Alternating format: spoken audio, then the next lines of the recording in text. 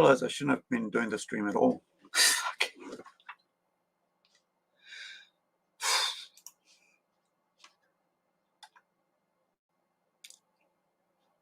I think I'm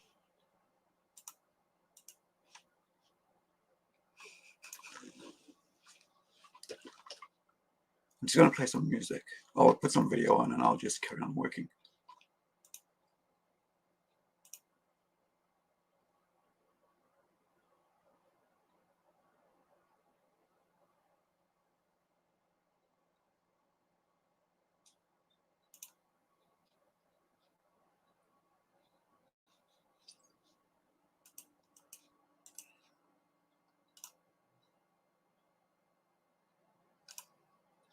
Yeah, let's go with this.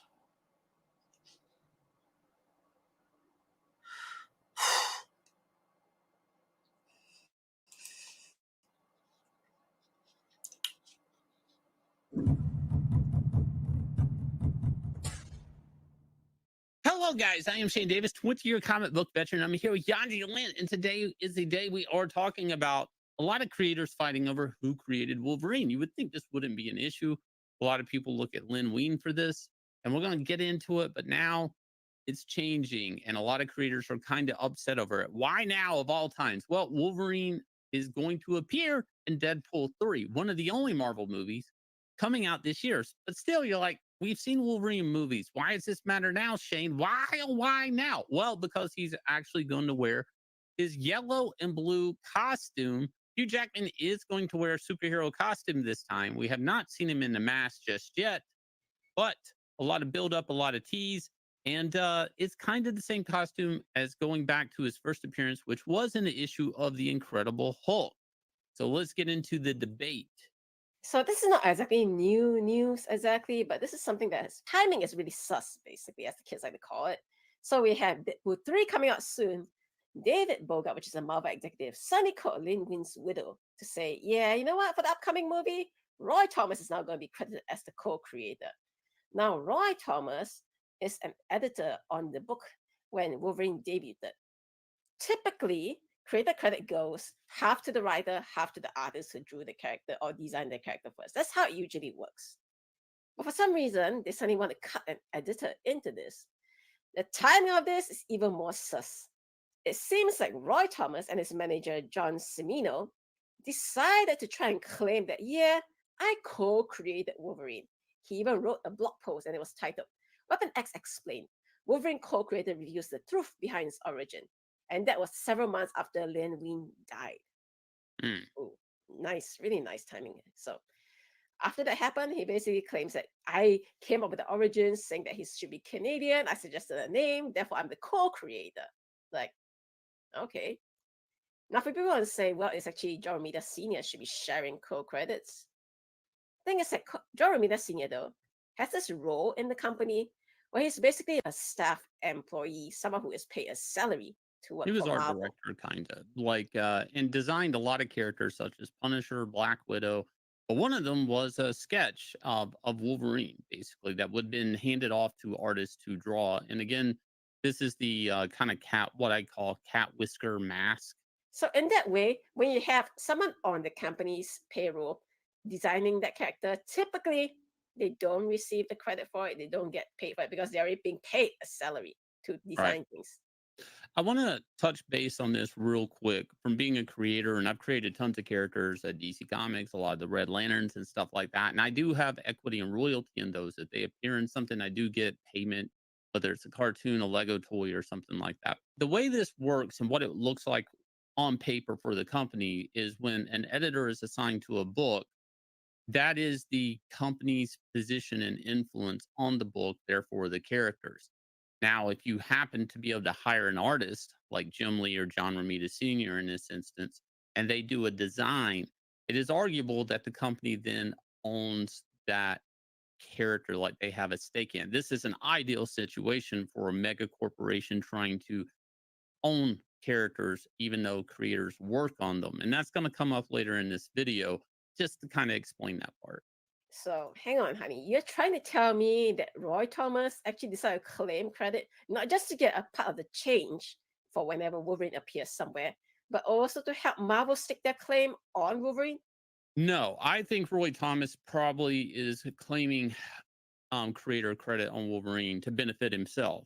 But by Mm, proxy, Marvel's going along with it. And they're actually saying, yeah, yeah, you should do this. Why? Because then him being, again, a corporate person at the time, it works out very well for Marvel and kind of gets their, I don't know, talents into the character as far as ownership of the character and dealing with things like Hey guys. creator credits, which is a muddy area, like that a publisher owns people's creations. I understand work for hire, all this stuff, it's still muddy.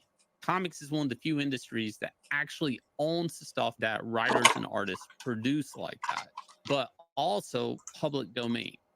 So this is an interesting video by Shane Davis and his wife or partner. I think it's his wife, right, Lynn.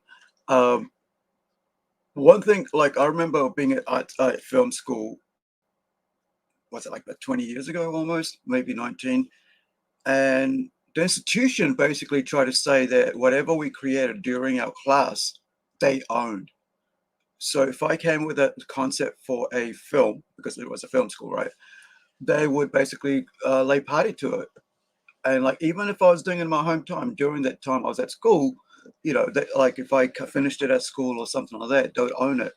And that sort of made me very, very careful about creator rights, like at film. Like, I mean, I've already had two films, a spec stolen from me because I've mentioned this before, and actually came up yesterday or this morning in a discussion with an Aussie comic creator.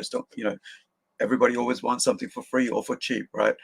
And I just said, yeah, I understand about plagiarism because I've been plagiarized twice. Once with my logo for a TV show, once with a film script that I wrote 50 pages of as a spec as well as script, because I always like to do dialogue and everywhere, right? As much information as I do, um, or get all my ideas down, which characters does what, so you understand what the character is about.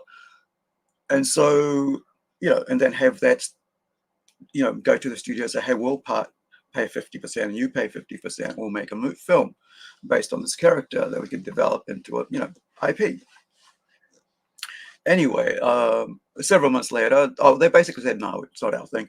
Several months later, one of the execs from there, or two of them, basically ended up making a movie here in New Zealand, right, in another city, because I was all about making my city and my area here in Northern be, advertised as a tourism spot, because I think we have a beautiful area, and I've lived 20 years of my life over two periods here, 10 years each, and I thought like it was a good way to do that, as well as tell a good story that was very kind of in a heavy vigilante thing, but also in the about our SAS officers, like our Green Berets, right, Special Army Services.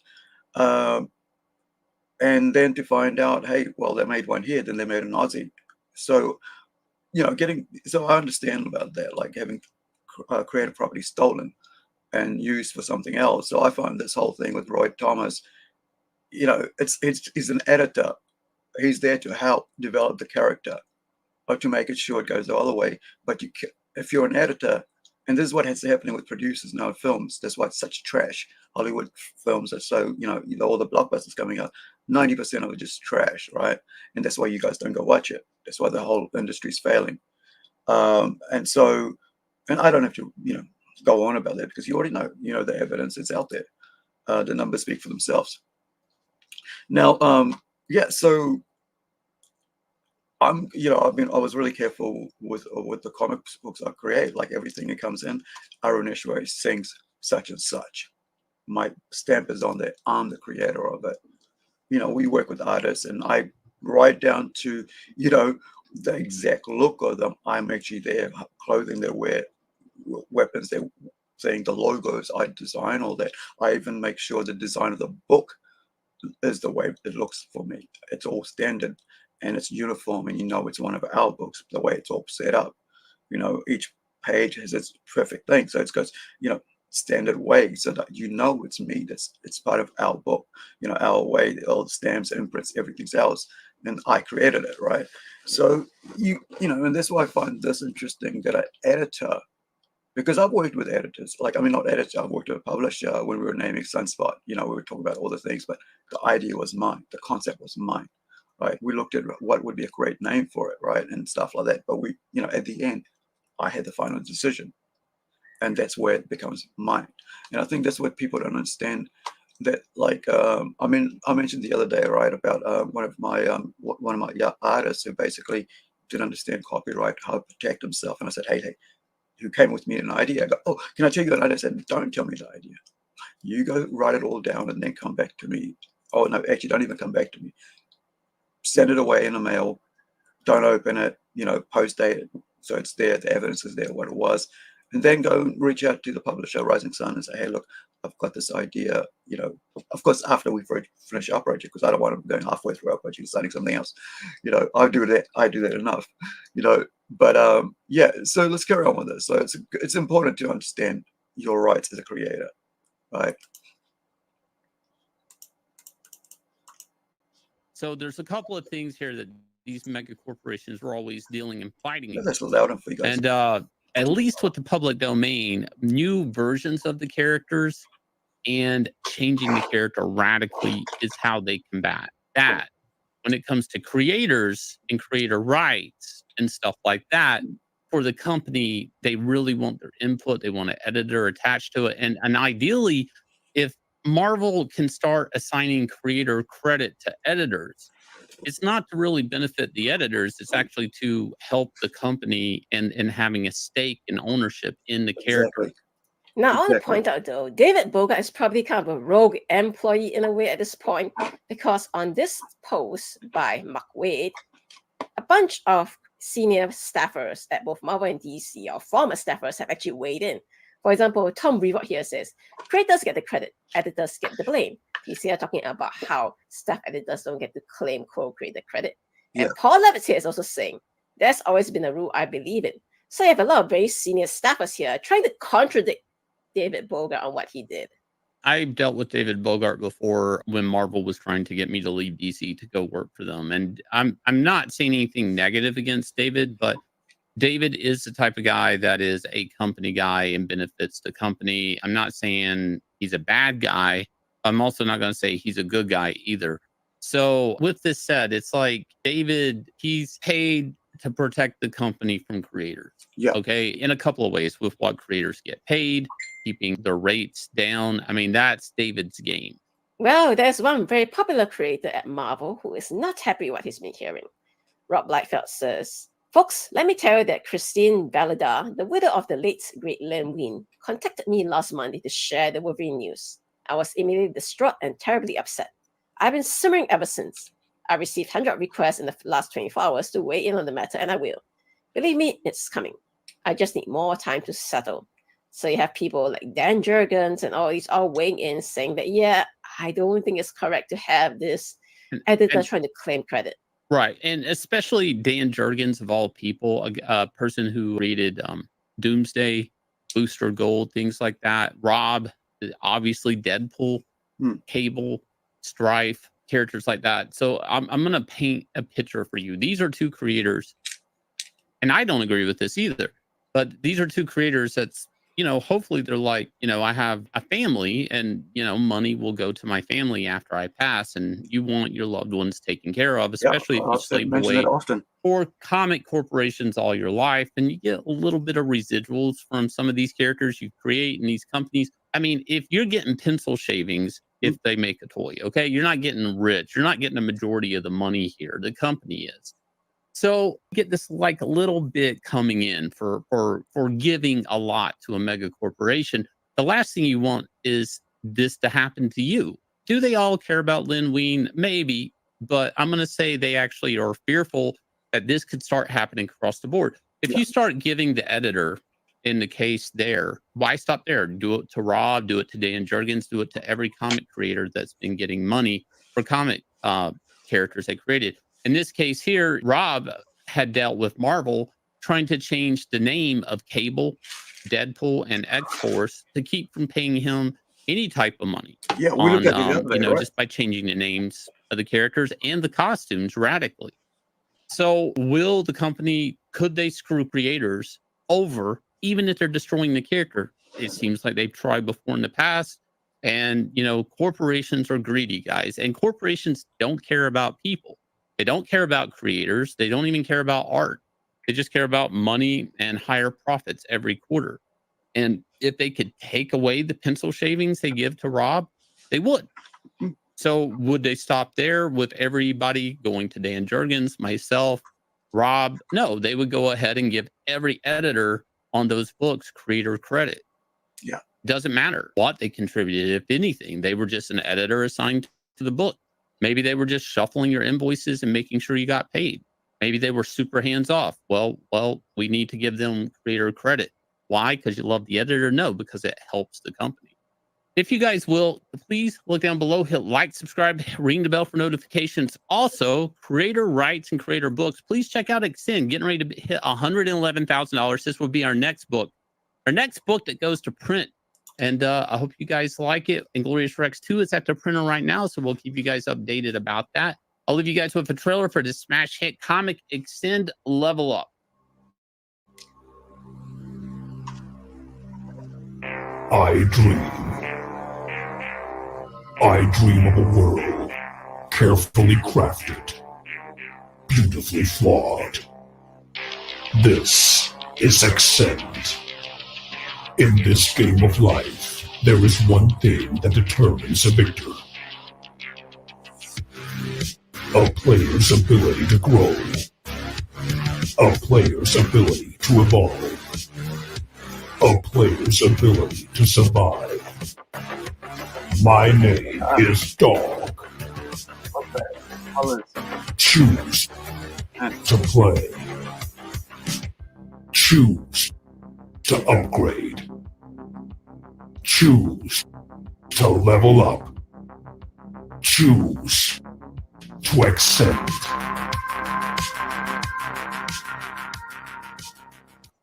I've put the link in the chat for the video so you guys can actually go and check out, and also put the link for for Shane Davis. I'm sorry guys, my back has just been hurting for the past week or so. So yeah, with drawing with Shane Davis. So yeah. I think I've got a bunch of Shane Davis art and comics. I think I might even have a hardcover and stuff. But like, he's a great artist, and like, I think it's, it's great to see awesome art. Like, it's art that draws me to comics. That's why, like, when we do our comics, I'm always like about the art, right? So I want to make sure that like the art is pleasing to the eye and stuff. And so, each day I receive new art from my 4 or 5 different creatives, right, who basically are working with us in different areas. So the next video I'm going to put up is as I continue working, right, because usually having someone here like Art Victim or somebody else, I get to talk and with them while I'm working away. But with me myself, it's a bit kind of hard, because I want to work, but I want to talk about some stuff. But I'm going to put on this video, this little recap. I was just catching up on this today. This is called was it something Shibushi Moonlit? Oh, I can't remember. Okay, let's go watch it. It's okay. Today I'm going to explain an action-adventure anime called Tsukimichi Moonlight. There you go. Fantasy. Spoilers ahead, watch out, and take care. The story begins with the Gatsuyomi transports Masui Makoto to another world to become a hero. The other world's goddess deems Makoto too ugly and banishes him to the wasteland, infested with non-humans and monsters. Giving him only the ability to understand all languages, Tsukuyomi intervenes, explaining, in Japan, Makoto abilities were restricted by modern life. But in the new world, he is quite powerful and free to do whatever he pleases. After 3 days of traversing the wasteland, Makoto saves a young orc named Emma from a two-headed wolf monster, which he kills, revealing his newfound strength. Makoto learns to study magic after she takes him to her village. Makoto makes the decision to destroy Shen, a massive dragon who creates illusions using fog. She locks Makoto in an illusion of a joyful memory, but after looking through his other memories, he is drawn to his recollections of Japan. Makoto breaks the illusion and is taken aback when she offers to become a familiar on the condition that he signs a contract with him. She transforms into a busty samurai girl, forward to what Makoto will do in the future. She teleports Makoto to the alternate universe where she regularly resides. Although it now looks like the countryside in Japan, Makoto tells the orcs that he beat Shin, who invites them to reside in her dimension, which is now suitable for farming. Shen continues to watch Makoto's memories on the television, but she demands that they figure out how to make a television on which she can keep his memories. Tsukiyomi told Makoto that his parents were born on this planet before going to Japan, so he chooses to learn more about them. She enters with an injured dwarf for revealing that their dimension is under siege by a spider known as Black Disaster, who is cursed with unending hunger and devours everything. Makoto manages to obliterate the spider completely, but the creature regenerates and Makoto collapses. Shen tries to interfere, but the spider declares that the extreme brutality has satisfied its masochistic desire, and she wants to remain with Makoto indefinitely. Despite Makoto's consciousness, she advises that the spider create a contract with Makoto to attain a human shape, and she agrees to Shen executing the ceremony. When Makoto wakes up, he discovers he has a new similarly bussed female servant who gives him the creeps. Makoto renames Shen Timo and names the spider Mio in response to Shen's He's a plea for a great personal character. name. I love Makoto that character. realizes that Timo and Mio went recruiting while he was comatose, and his hamlet is now filled by orcs, dwarfs, mist lizards, and humanoid spiders. Kind of like When the Makoto Festival returns to the thing, real world, but he really, encounters a human settlement which attacks him.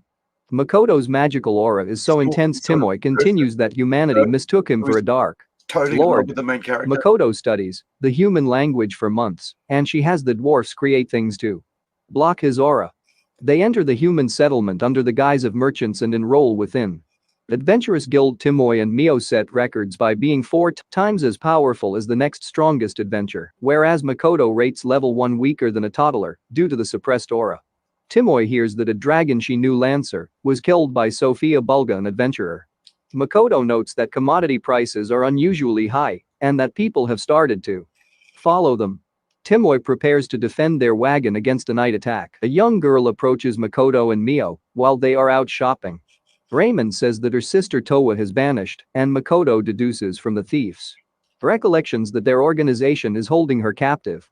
So Mio and Timoy are dispatched to rescue her. Makoto is concerned that Towa looks like a girl he knew in Japan named Kasagowa. Towa and her captor Mills Ace, the current strongest of adventure, are located by Mio and Timoy. Mills, the thieves' secret commander, explains that a demon lord has recently approached the city and has a bounty on its head. Unaware that the demon lord is Makoto, Renan slips away and informs the robbers that Makoto's wagon was located with valuable fruit, but that they had already sold it. The crooks demand that she steal Makoto's gold in order to settle To's obligations. Rina thinks that after Makoto's kindness, she can't steal from him. Mio and Timoy compete to see who can overcome the most opponents by defeating Mills and his thieves and destroying a portion of the city. Timoy tamps with everyone's memory, making the world believes that Zetsuyo was destroyed by the monster horde. Renan meets Towa, who is nearly identical to Hasegawa, except for her hair color. Makoto congratulates Mio and Timo on their successful rescue of Towa, but sends them back to the wasteland to repent for killing the entire human settlement. Makoto must re-register in Siga, the next nearest town, after his S's guild was destroyed. While Makoto journeys to Siga with other adventurers, he fools Timoy into training alone in the forest. It's a really cool Tsukimushi moonlit. Was it like, what was it again? There we go. Spoilers. Oh no, there we are. That's the name of it. Tsukimishi Moonlit Fantasy. It's really good, entertaining, fun fantasy series. It's, as you notice, it's okay. But the weird thing, it's like, it reminds me, there used to be this back in like maybe like 90s, mid 90s, late 90s. There was a Spielberg animated series where where a kid and his family were living on Earth, and you realize, I mean, they're on Earth, right? Not living on Earth, but they're going about their life on Earth. And then they find out that the kid's like some sort of prince from another planet. So this kind of feels like that.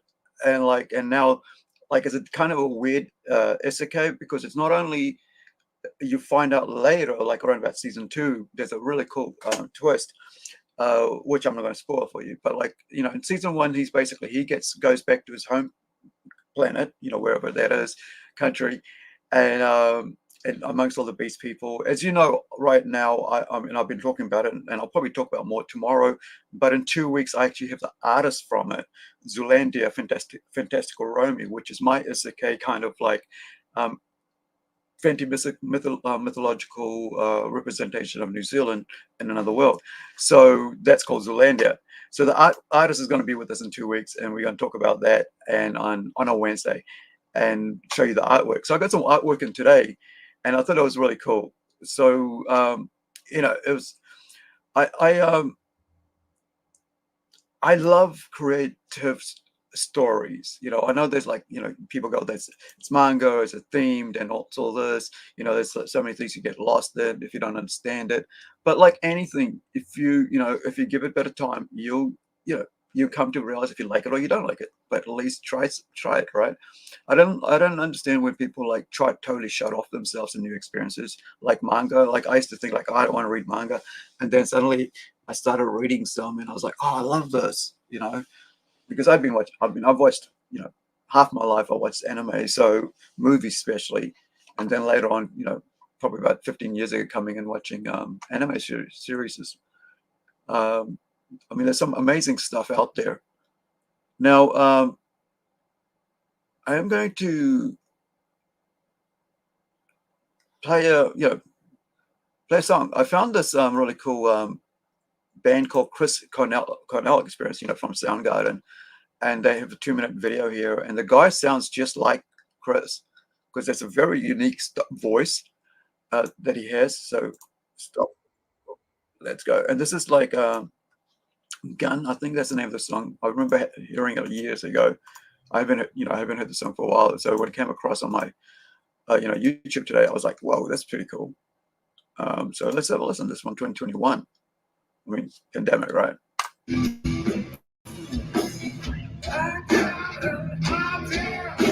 Something we can do with a girl.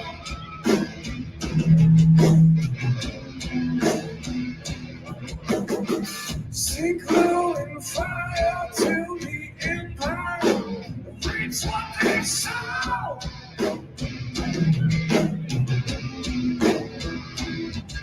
Shoot, shoot, shoot till the lights are on. Shoot, shoot till the eyes are closed. Push, push, push till we get some motion. Push, push till their bones explode.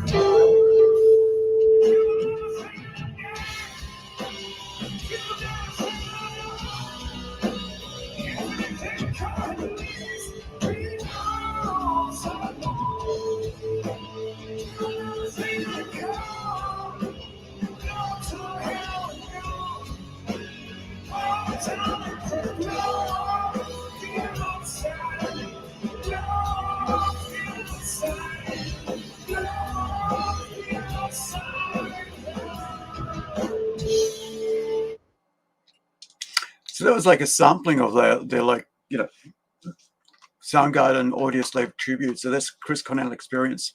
America, I think it's American, American band. I guess I'm finding it really hard to, talk about Ed, right?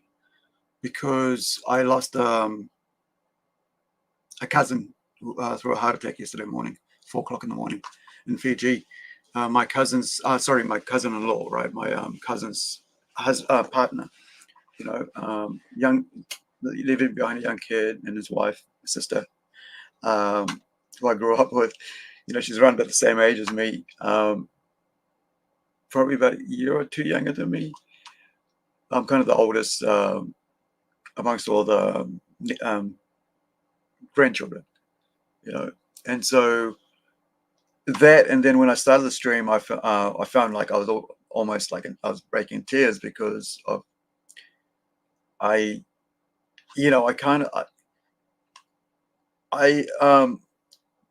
way I heard something was wrong, right? And I'm not trying to like monetize. That's why I'm putting it here, way back in the middle here, because I don't want to do make some sort of thing out of it. But the way I found out was like I was working this morning and then had live streams on, and EVS was talking about it, and I was just like, hey EVS, and he read my thing out. I put a thing out to him, say, hey, look, reach out, man. And he said, yeah, I'm trying, dude. I'm like, he's someone who doesn't like me, and like he might not even listen. He might be thinking that I'm trying to make a deal. This is when he was missing after the note, right? And then I've said again, look, because I just lost someone last year, next September, through suicide. And I've talked about it here loosely because I don't want to put, it's private, right, for a family. So I think for me it's harder because I've been through that myself through about three attempts because of my personal experiences and injury, harm that I've had in my life through others, and of course through myself, against myself, because that's because when something happens to you, you kind of go into yourself and you hate yourself, and then and I was like, really, I didn't mention talk about this when this was going on with with Ed, and because I don't know the guy, I do know that one of my best friends, like I have 4 best friends, right? And they have their own closeness to me, but like one of them, like Shane, who's an artist who listens to Ed's cartoons kayfabe almost every day ritually, because every week, because, and he talks about it, like because he's working and he's got it on, he can work while he's work, he can have it on and listen to the podcast. And so so that's how I came to know, and also some bits and pieces with Grand Design and all that stuff, right, with X-Men. So yeah, I just said, look, with EVS in the chat, I said, listen, man, you just got to try, no matter what anybody's thinks, no matter what you feel about it, you need to reach out. If you can reach out. And then later we find that, he was gone missing. He had, and now he's passed away. And it's, see, I've been through cancel culture 2 years ago, right? 2022. I had a group of cosplayers, a cosplay group, try to cancel me through taking taking things that had nothing to do with what I was, what I was trying to get, the business I was going to do for my friends. And I've mentioned this, like there's a whole video on it, like when they try to cancel me, accusing me of racism and stuff like that, and like without even knowing who I am. And it was just ridiculous. And, but it's people small-minded, fickle, and just ugly inside, because that's the type of people that like do get involved in cancel culture. And it's sad to see is when, like, one thing I really want to talk about, like in this case, is his friend Jim Rugg, right? I want to send on Jim Rugg. Imagine being a friend for so long, and then these accusations come up, and the same thing happened with Megadeth, right? And at that time I was like, he should have, Dave, not David, sorry, not Dave Mustaine, but Dave Ellefson, the bass player, you know, who I love, right? Because music, you know, bass and all that. I mean, you know, uh, I'm a Megadeth fan for forever, since like So Far So Good came out, right, on tape, right?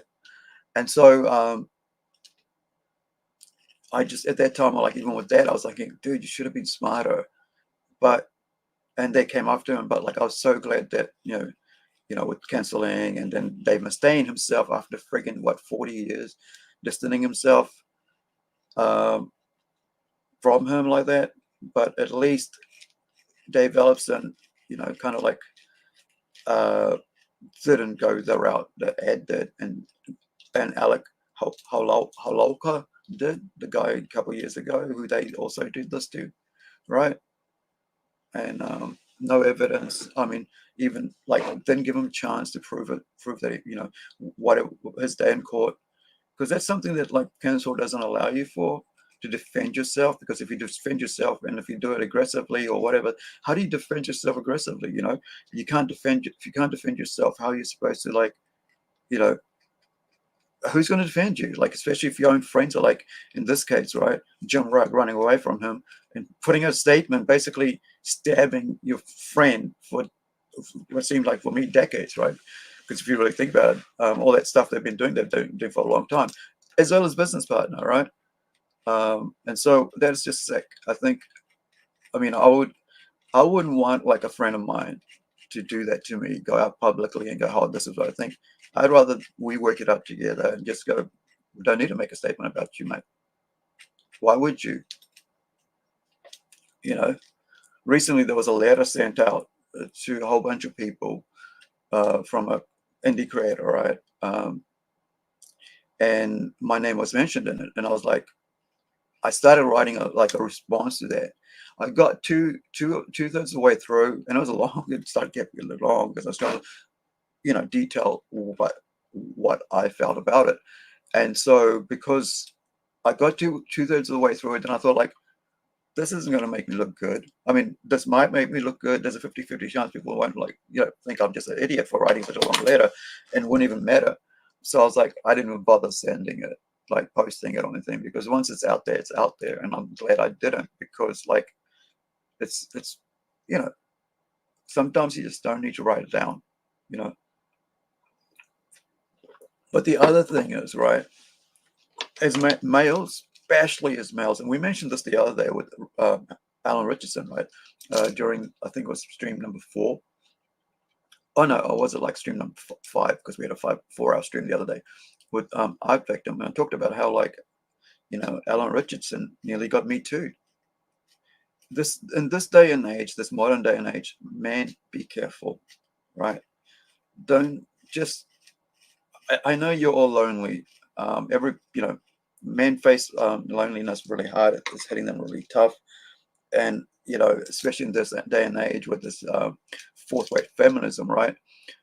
It's really, it's everything's sort of like, if you really think about it, it's 70-30% geared towards women, you know. And so you yourself have to choose to be careful. Take everything, you know, do everything with care. Because like, if when I was listening to what was being said, right, like what was written in the text messages and whatever, chat, and all I could think was like, this is a guy that, like, just, you know, he sees someone with talent, and if he was 18 himself, right, and he was doing the same thing, nobody would give a shit. But it's the age difference, right? So, you know, and that's why you got to be careful. You know, you can't just be out there, like, you know, as a male, just expecting people to just take you at what it's your, you know, because people don't understand your intent. And it's one of the things that, like, you know, you say something and then you write it down, and then how people perceive it is a whole new thing, right? So you have to make sure that whatever you write down or whatever is very clear. But there is the other side of things, right? The person could use that against you in a court of law. So as they say, right, there's your side, there's their side, and then there's the, or you know, the public side of how they will come and perceive it. So you got to be really careful, males, right? this day and age is not there to protect you. It's geared against you right now, because they all want to get back at males because their daddy did them, left them at home and went away, and their mum raised them, and some mums are perfect, great mums, right? But then there are mothers who, like, out of vindictiveness and out of payback, will raise their sons and daughters to hate their father, right? And they won't tell them what the truth was, why they left, or what was the fights about. And they won't tell, they won't say about their own sort of situation in it. They won't talk about how they might be at fault, right? So you get children who are raised to hate their fathers or hate their mothers, and even in that case, right? But majority, it's the men tend not to who are raised well by fathers, right, and parent and mothers together, they don't tend to grow up to hate women, right? I've learned that, like, if you really think about it, a lot of mental health issues are from, like, in families coming up and growing up, and like maladjustments, whatever you want to call it, is where there is no dad in the home who is a good father, right? That someone who's there, to give that presence, to give that, that's sort of balance, because everything's got to have balance in life, right? And so if you don't have that balance, it's you lose out, the child loses out. And I've had that in my life as well, where I found that, like, my behavior was geared against hating my dad, because of the way I was, I perceived things. And then I realized, it doesn't really matter who he is, what he does. I'm just gonna, like, try to be a good son anyway, because it's on me. It's my responsibility. I can't blame somebody else for their behavior, right? Or my perception of their behavior. So it's best to, like, just take responsibility for your own actions. Now, so yeah, that's what I think the saddest part here is watching not only the loss of life, and someone who also themselves were part of the who were part of the cancel culture. But one thing I want to say is, like, the people in the center, right, or even on the right, they don't want people to lose their life. I've noticed this. It's people on the left and the far left. They love, they believe in the whole two wrongs make a right thing. And I posted this out today on Twitter and stuff. That they love blood. They love seeing people hurt. They love wallowing, in the destruction of others. And it's sad to see that. And I remember having conversations, and I said, "Oh, it's about time white people got it." Kind of like, it's their turn. It's like, what do you mean? It's like, how about we just, like, get along and, like, not even worry about whatever happened in the past, because we're getting better. We're coming together. We're all working together to be better. And then it's like, and it felt like, that person was like, two wrongs make a right, and I understand that. And that's what cancel culture is, right?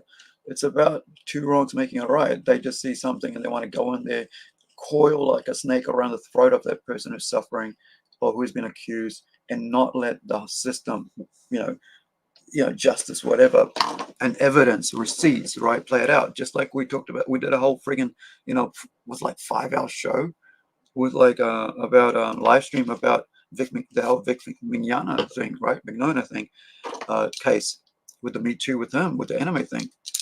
Same thing, right? Accusations. And we were worried there that he would also be a victim of self-destruction, and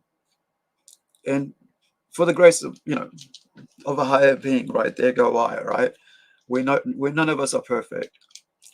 And so I was like, they can all go to hell, and I hope they burn in hell forever for what they've done to him. And same people who did Halolka, all these people who make these accusations but never, and then, like, put it out there without dealing with the person, and without going to the person and going, hey man, I felt like this kind of like was crap, I felt like you did me wrong. And so allowing that person to have a chance to either say, yeah, I'm sorry, how can I make it up to you? Or let them, if they go, nah, nah, nah, and then you can carry on, right? I think this whole, so this is the thing of social media, right? The bad side of social media as well. Like, not only does it create mental health and disease, mental illnesses in people, and you can see that every day, on TikTok, on YouTube, on Twitter, and behavior, people trying to come up with some new thing that they are, some illness they've suddenly gotten that never had before, and then they use that as a grift, right? Because they think that that's how they can get ahead. But talent, skill, that'll get you ahead. Working hard at things will get you ahead. It may take some time, but you don't need to do crazy things to do that. I was thinking about that recently, about how, like, you could come up with all these really crack up things to do on YouTube and clip it out, and then you could make something big out of it, because now it's like, it's become a viral thing. It's like, but like, is that really, like they said, like the slow snail, what is it, like I can't, something about like the tortoise, hare and tortoise finally gets there, right? Because he's just working at it. And I think this, I just hope we stop this. Like this, the whisper network's been there in comics for a while, right? It's destroyed so many lives. The cancel culture's there, and so many people had to leave that because of, we're forced out. Very skilled people, because other people wanted those jobs, right? So, the rumor mill starts, and they just like push people out for whatever beliefs, and now they're taken over, and you see the result of that. Nothing good is there. It's just rubbish. Like I said, with the comics, I just don't bother in Marvel or DC anymore, because I know I've read enough comics to know what is good and what isn't good. I've studied enough to know what's a good story, what isn't, and I know, I own enough good comics to know what's good art. And so, so this is video, like, here from, about youth. I think that's a good segue. It's from a Aussie comedian who's got a YouTube channel, and it's called where are you? Oh yeah, this is Young Men Must Be Stopped. This is about what's happening with young people right now is just crazy. And this is Australia. They're like us. All right, let's go. What is wrong with young men? Right now in my country of Australia, we have a massive issue with young dudes. And I think that it echoes all over the world. These problems are everywhere with people who are yet to become men. Right now, I'm sure you're all very aware of the epidemic that faces young men. The mental health problems, feeling lost, not having ownership of anything. They feel without cause, without purpose, and masculinity is at an all-time low. Now, that issue is so complex that it is impossible to cover in one video. And I have done many videos on this subject. But in today's video, I want to focus on one faction in this group, and that is the wannabe gangsters, the violent thugs, the absolute grubs that exist in our youth. In every single part of Australia, it doesn't matter where you look, there is a problem with youth crime. Young men turning to violence for some unknown reason. Whether it's Kempsey in New South Wales or Moree, Townsville up in Queensland, Melbourne, the Kimberley, it doesn't matter where you turn. There are young men breaking the law, hurting people, and nobody can tell you why. On top of that, these young dudes don't seem to care. And what terrifies me more than anything is the age of these young men. These aren't boys just about to finish school. These are kids. These are babies doing this shit. Take this story, for example. It was absolutely horrific 5 teenage boys arrested over the fatal stabbing of a grandmother, 3 16-year-olds and 2 15-year-olds. But it doesn't stop there. It gets younger. A Gold Coast teenager armed with a machete has been caught on camera trying to break into a car and then a house. The vision captured just before 6 this morning in Helensvale shows 2 teens jump out of an allegedly stolen car. Mate, look how old this kid is. This is fucking insane. He's wielding a machete. Mate, not to state the bleed and fucking obvious, but where are his parents? Mhm. Where are mum and dad? There's no doubt that, in my mind anyway, that his mother and father are just like him. 2 fucking little grubs. Kids as young as 10 are being locked So up for let me serious just stop there. crimes. So South Australia- I went through this myself, right? When I was young, I around about like 13, 14, I went through that same situation, and I was trying. There was a situation where 2 of us were trying to run away from home one night, and one of the guys was running away. I mean, we were running. He was running after a sheep, because we wanted food, eat something, and like it was a farm area, and he fell and hurt himself and got a kind of like a cut on the neck or something. And my dad said, because like in the police, mum and dad called up the police to find out where it was, like around 9, 8 o'clock at night. And so we walked back into town, and my dad said, "Oh, somebody saw us walking back with a torch or something along the railway." And mum and dad got called up on the party, on the phone, and then when we got to the end, and there was a police there, and dad said, "What's going on? Why is he bleeding?" Oh, he just fell on his things. Like the guy, he said, my dad said, like, if you could have been arrested if he just said you pushed him or you did something with that. So I understand the situation, and this is when I think my parents started taking a bit more, kind of a bit more order in my life. Trying to get some more order in my life, and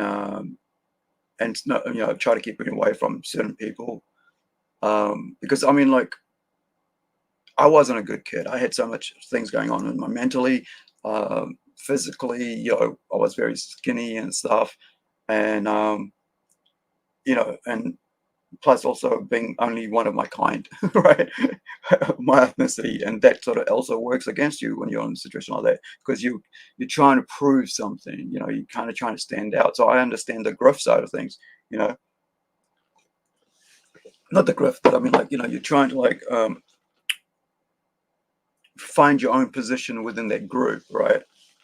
And so I understand this. I understand this sort of violent nature that it's because there could be somebody they're going to do that, and the kids are getting the peer pressure. But like the Butterman said, like, parents, where the hell are you? You need to take more action in your kids' lives. I mean, I said that the other day, like, and somebody was, every time I say that, people think like, I'm trying to blame the parents. All I'm trying to say is like, look, where are your kids? How do you know what they're up to? Where are they? Who are their friends? Invite them home. See them what they're like. Hey, bring your mates over for dinner.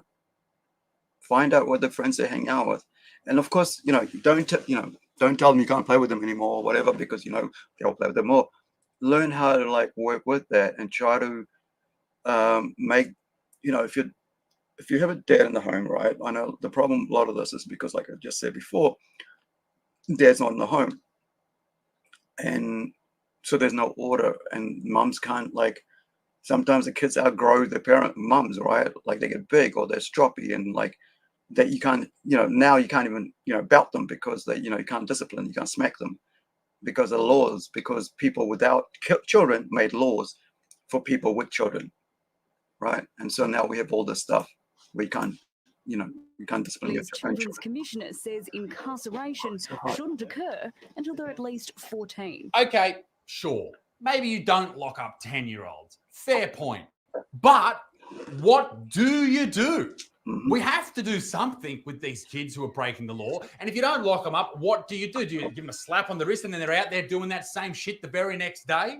it's just going to keep going until they're 18 Army years camp. old, and then you can finally put them in jail. Army And camp. that's going to be the rest of their life until they die of a fucking drug overdose. Yeah. A worrying display of teamwork. A young boy lifted up to a window as a gang of teens tries to rob a Windsor home. Okay, so the causes of all of this are very hard to pinpoint. Absolutely. And people love to blame a whole different range of things. Mm. They like to blame music and movies and TV and Poverty. culture. But is that who we should blame Yeah. for these young people committing violent acts? As much as you'd hate to admit it, the truth is it comes down to that young person's environment. It comes down to That's what what he you said. sees at home, what Yeah. he's experienced since he was a baby.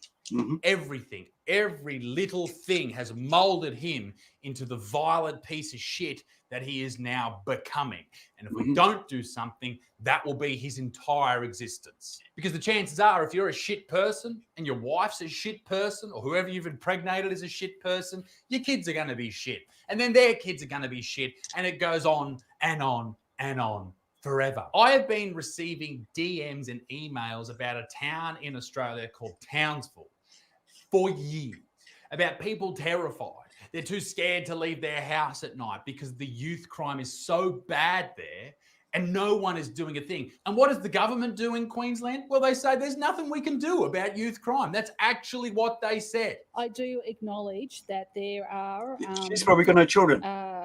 a number of She probably young has no people out there Yeah. causing considerable harm. Stopping short of calling it a crisis, but the Premier forced to address Queensland's youth crime problem. In Townsville, the issue they have there is mostly Indigenous kids, Mm. Aboriginal kids who are carrying on like fucking idiots. Yeah. And I'm sorry if this is politically incorrect, but the elders in that area need to fucking sort that shit out. 100%. Sort the parents out. Do something. But it's not just Indigenous kids. This is the crazy thing about this entire problem with youth crime. It is not one race, one group, one color, nothing like that. This is every single ethnicity in this country.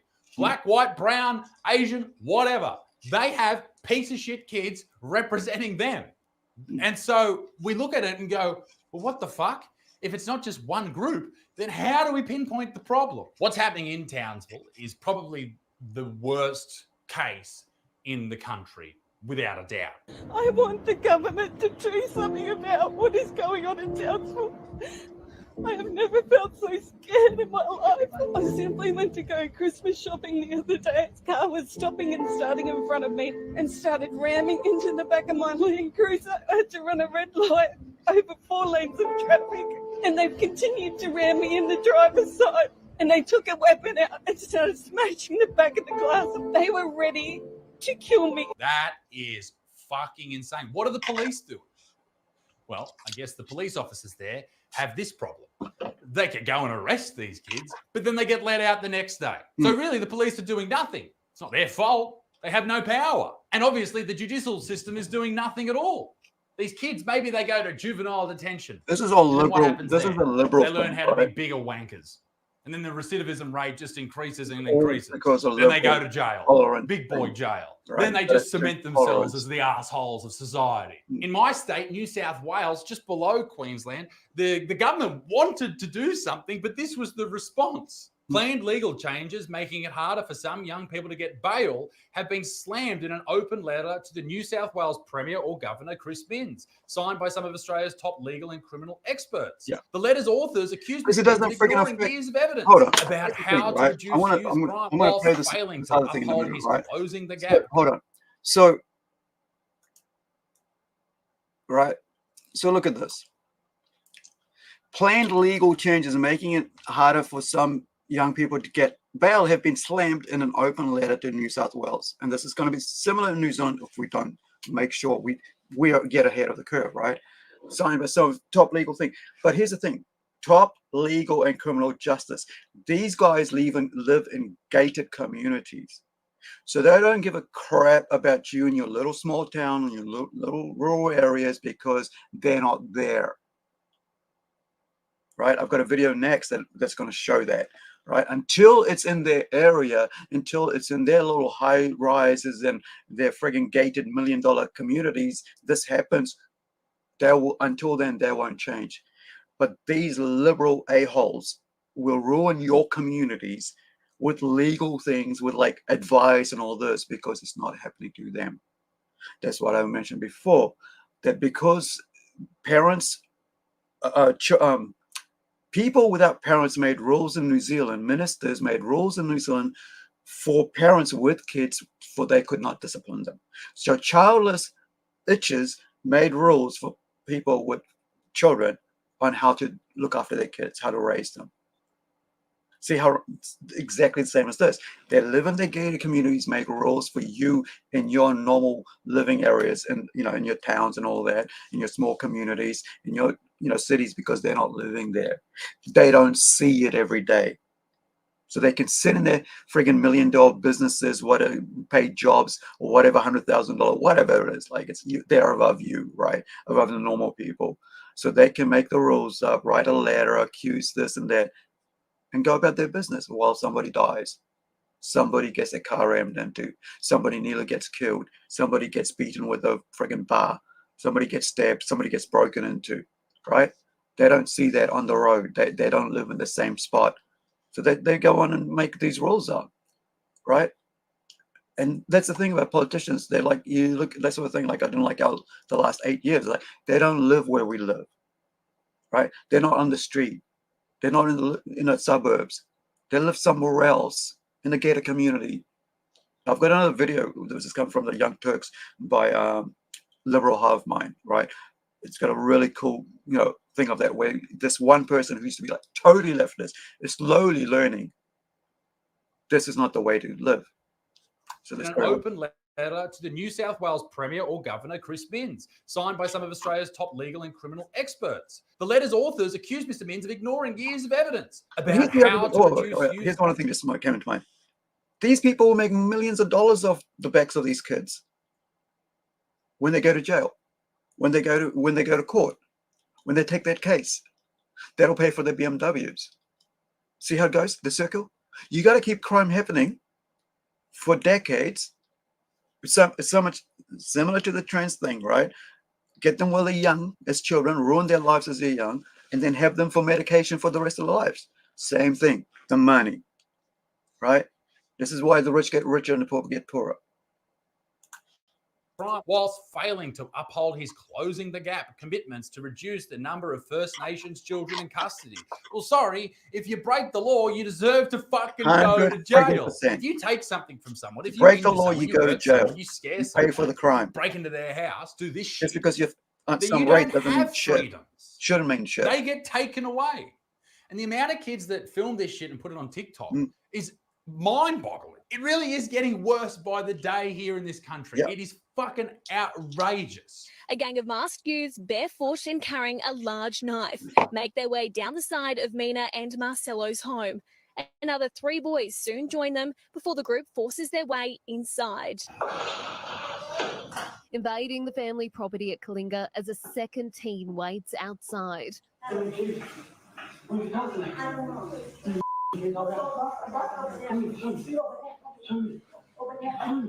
The woman barely speaks English. Frightened and confused, she's dragged through her own house. A group of young men have just broken in while he's sleeping. See a man wearing a black hoodie walking into a bedroom. He flashes the middle finger at the camera. You can see a walker parked next to the double bed. There's an old man sleeping on his own, and this scumbag creeps up to his bedside table looking for his car keys. Then he has a look inside the walker. So they're robbing him while he's asleep. A child walking free alongside his family, sentenced for his role in a violent home invasion. Sentence the parents as well. Kefu, his wife, and their 2 children stabbed. Are you sorry about what happened? The teenager Wait till it happens to you, woman. Wait till somebody does that to you, right? Then you'll friggin' care, right? When it's happening to you, that's when you care. In 2021, drunk, he and another teen waited in a Hyundai while 2 of their friends, armed with a sickle and a knife, went inside. The court heard it was a planned attack. Locals say they're sick and tired of it, posting videos of the crimes being committed in their community. The state's north and central west have the highest levels of youth crime. Most common theft, with over I think 2,300 we arrested offences freaking in 2022, you know, followed by the break-and-enter people who make the and laws. intimidation or stalking. Now, it's very easy to complain about all this shit. What are we going to do about it other than buying my new book? It's on pre-sale right now, Better Man, which is a shameless plug, no doubt. But I also think it could help a lot of these kids if they could fucking read. Anyway, it really annoys me to see this shit. I see this out when I'm driving around or doing whatever in all parts of this country and the world. You see particularly young kids dressed like eshays, carrying on. They've all got fucking bum bags with fucking little pocket knives in them, thinking they're hard. You're not. You're just a fucking bit of sperm that should have been spat on the wall. So, 100%. how do we fix it? Well, we fix it at the source. We have to. The parents. You're the problem. Now, there might be a few examples out there where parents are amazing and incredible, and the kid's just caught up in the wrong crowd. Sure. But why is that crowd wrong? Well, it's been created by shit parents. Yeah. So somewhere down the line, it's a parent's fault. Everything that happens in your child's life from the moment they are born up until the moment they become adults is on you. And the way that you treat them when they're babies, right? if you yell at them, if you smack them, if you won't pick them up when they're screaming, that affects them emotionally. And then that will affect them later on in life, and they pass it down to their kids. It's all these crazy, tiny little details that fucks people up. It's almost as if we need to consciously make that decision to be better as a wider community as well. Mm-hmm. And if we don't bring these kids into the community, if we don't allow them to be a part of it, then they will burn that community down just to feel its warmth. That's what they'll do. That's what they're doing. Maybe it's the lack of religion here that is the issue. I'm not religious at all.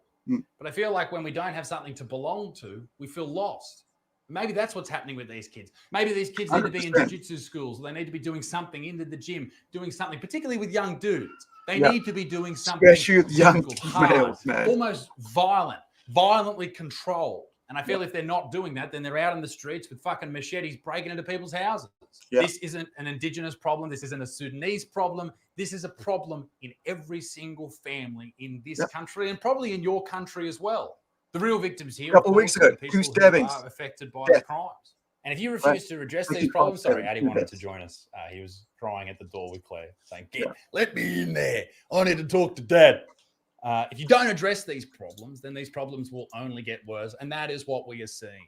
Yeah. So what is the answer to this youth crime problem? It's on the parents. And if you're a shit parent, you're going to have shit kids. 100%. Addy agrees. And there's nothing you can do about that. Maybe I'm wrong. Maybe it is something that's ingrained in the society. Maybe it is music's fault. I want to know your opinion. Let me know in the comment section down below. But until next time, be a good MFer. Peace in the Middle East. Me, Willie Sting. Yeah, I'm not going to say that. But as much as Isaac, says what he says as a comedian, because he's a comedian, right? He's an adult comedian. There are some interesting things and what he says. And, and I posted this on our own news Whangarei page, like, Cop Watch, whatever we call it here, Whangarei. And I just said, this is going to be soon in New Zealand. All right. Whatever the violence, it's like whatever you see anywhere else, it always comes to New Zealand. Right. Doesn't matter when, it will. It's a downward spiral thing. It's like an upside down thing, whatever. Cone, I don't know. But whatever happens elsewhere, we just copy. We are a sponge of the entire world. Fashion, music, arts, entertainment, what have you, right? We basically copy and, we take it on board and we regurgitate it in our own way, right? So, I mean, if I've put the link in there and also Isaac's page, channel to check it out later. But like I said, there's a lot of youth crime going on and has been highlighted more so. But one of the things is it's the filming of it and it's the glorifying of it to each other, saying, look, this is what I did yesterday. I went and broke into somebody's house while they were sleeping. I stole their thing. Yay, look at me. Now you go do something. Let's see, upmanship, right? So I used to be in youth work, right, for probably about 6 odd years of my life. A year and a half of that, I think about a year of that was paid.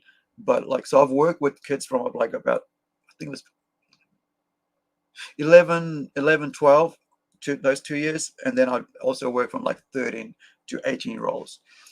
So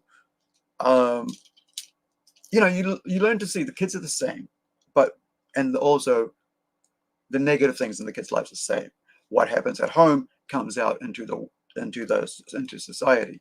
What happens around there, and then that goes into if a child isn't stable in themselves in the home, raised well, and they know themselves, sometimes they're easily swayed by the winds. I was like that, right? For years, for decades, I was like that, because I had things happen and I didn't know who I was, and mentally, emotionally, because of all the things that happened.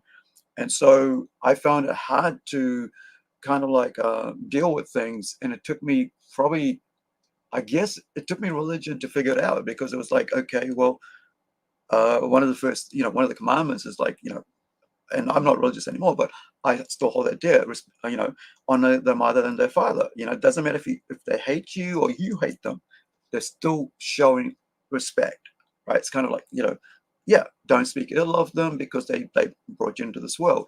They might have done a crap job maybe sometimes, but that's beside the point. It's your responsibility how you behave with your life. And I think that's one thing that, like, Isaac's saying, like, I mean, maybe that's what kids need, right? And I've actually had conversations like this before. I said, maybe there's certain things at a young age you kind of need. Learning the 10 commands would be a good thing, because it's kind of a moral thing, because like, thou shalt not kill. Why not? Well, because you're taking somebody's life away. Think of all the other people that will miss that person when that person's gone.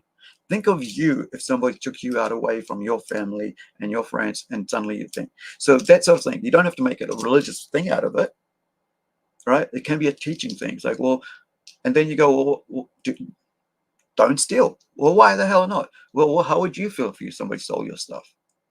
See, it's about how, what if, and it's same thing with when it comes to storytelling. What if this happens, then that will happen? What if that? And that's why, like, I think storytellers, a lot of times we kind of moralize a lot in what we do, and that's why I like the idea of black and white. In storytelling, I don't like gray areas. Yeah, sure, you can have somebody who's like having difficulties, and it could be kind of gray, but a villain's got to be a villain, and a hero's got to be a hero. You can't swap them over, right? When you do that, that confuses, and that's something that's happening right now, right? With young kids right now. There's a new friggin' animated series with Littlest Mermaid that's coming out, or is already out, or is about to come out. And it's the title's called Disney's Coming. It's Ursula changed her sassy auntie, right? A villain, a out and out villain, right? Evil person in a kid's story, Little Mermaid, right? And so I'm just going to play a bit of this. I'll put it out there so you guys can go and see the rest of it. But I'm going to play a couple of minutes of, so you get to see how they're actually starting with the youngest kids and making making bad good, right? Or confusing to young children. And I'm talking about young children, like prime, like 3-4-year-olds, 5-year-olds, preschools. So this is from like WDW Pro, and the title of this video is Disney Comes to the Kids, Ursula Changed the Sassy Aunt in New Disney Junior, right? Little Mermaid Show. So let's have a look.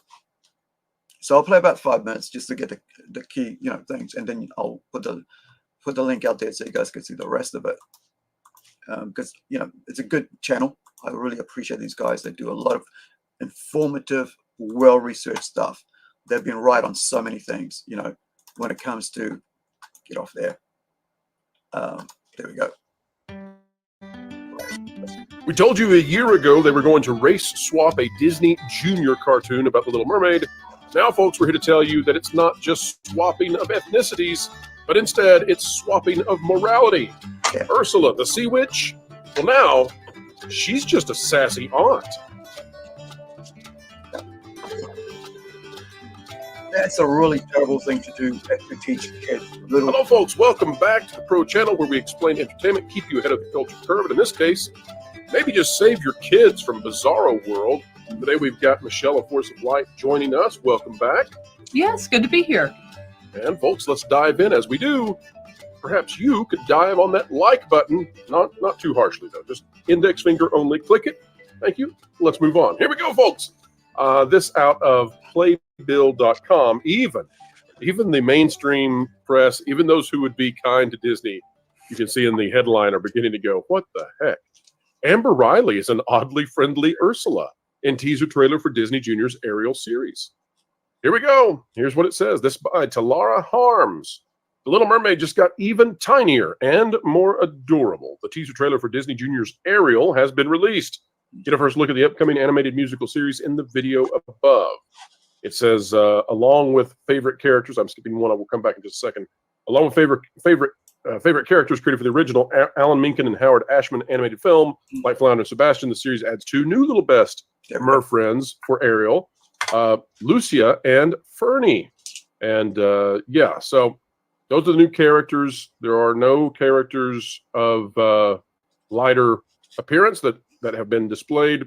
Doesn't matter that much to me, but it does matter that they're changing villains into good guys. Yeah. So it says the cartoon aimed at preschool children follows a young Ariel and her friends as they learn to discover and appreciate the Caribbean-inspired underwater kingdom of Atlantica. It was on to talk about Triton and Ursula, who you can see in this image. Michelle, here's my question for you.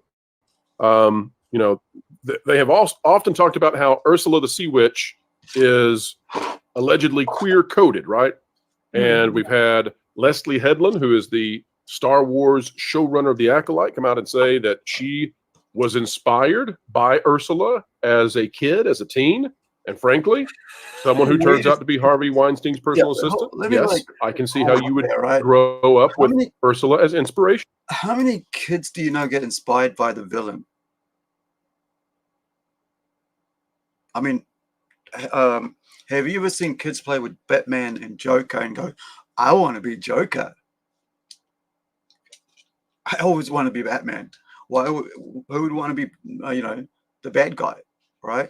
And I think she's lying, right? That Leslie, whatever her name is, like Acolyte, whatever, you know, Weinstein's friggin' personal assistant, by the way, personal assistant, not just assistant, but personal, right there. But yeah, I just find this atrocious, like, just like confusing young children is like one of the dirtiest, evilest thing you can do.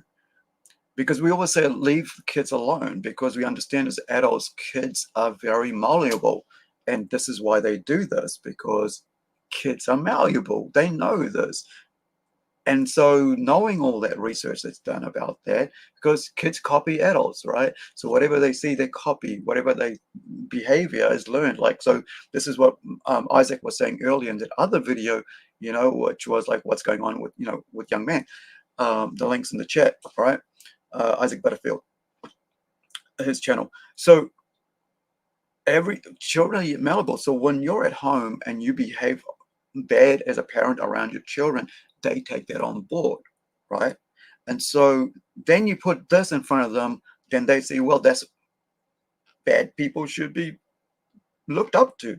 So if I do bad thing, that's okay. Then they go out into the world as teenagers, right? At the moment they're realizing, in 10-year-olds, 12-year-olds, because like my uncle got murdered by a couple of preteens, right? A couple of years ago, got knifed in the throat. He had a shop in Auckland, you know, like even the commissioner, police commissioner came to his funeral because that's how well loved he was in that community, right? And so, yeah, on the way to school, they decided to go and steal something from there. He just, hey, what you guys doing? Turn around, pulled a pocket knife on him. When you get cut over here, cut road, you've seen the, you know, you've seen enough animes. What happens? Or enough movies, right? So, but yeah, learned behavior. This is what they're trying to do with young kids, is teach them that bad is good and good is bad, as you'll find out, right? I get it. Now, Disney is taking the Sea Witch, who she attempts to murder Ariel and murder King Triton, and she also keeps a garden of captured souls of people that she tricked into fraudulent contracts so that she could enslave them. Now she's a sassy So aunt, slave a is good sassy now aunt, as well. depending on how you want to Isn't that pronounce cool? it. Michelle, what are little kids going to think when they grow up with this, and then they go watch the movie and go, "Oh, that cool character I like so much, she wants to kill Ariel."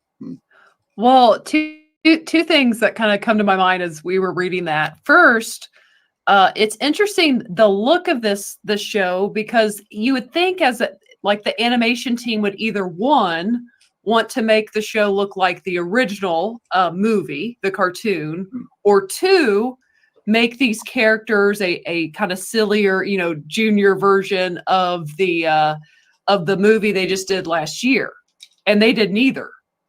So it's just kind of interesting that they would do a totally new for a third time take on the same character. And to me, that doesn't make any sense. Pick either the 1989 one or the one you did last year and make the characters look like that. But then back to the Ursula thing, that's just really a horrible move to make Ursula a kind of a good guy, because that goes back to me kind of the heartbeat of Little Mermaid and all those Disney princess movies. Story. There was a villain, and there's a point for there being a villain. Yeah. I mean, one, you gotta have to have that there for a movie, but also it taught kids that watch those movies. It's kind of like, let's go back to Ursula. Her father does not want her to go talk to Ursula because he knows who Ursula is. She's a bad person. It's teaching kids limits and boundaries that maybe their parents have set up for good reason. Yeah. Because we have to learn as kids that not everyone is trustworthy. And Ursula kind of serves that point. And even when Ariel goes and meets Ursula, you can see kind of the tension of she knows she can't really trust her, but she gives in. So when you remove that element, it removes kind of a whole morality point of the story for kids everywhere. So it just doesn't really make sense at all, quite frankly. The other thing, Michelle, is I have heard from people who suggest that they know what happens in this show, that a reoccurring theme, folks, little rumor here. I mean, it's a preschool show, so it's still rumor and speculation territory, though. But I've heard that it kind of feels a little bit like this character undermines the father figure because she's the cool, exciting one, and he's the stodgy paternal figure, and she's the one who allegedly, now I haven't seen this, but she's the one with the cool human stuff, that inspires Ariel to want to see the human world. Now, I don't know if that's one thing, as someone who's an uncle, right? I try not to do. I try not to be the cool, the cool uncle, because I want my niece and nephews to respect their parents more than they respect me. Of course, I want a semblance of respect, but I don't want them to look up to me. So I try to not be that, I'm the cool dude, right? Kind of thing. Because I want them to have respect for their parents.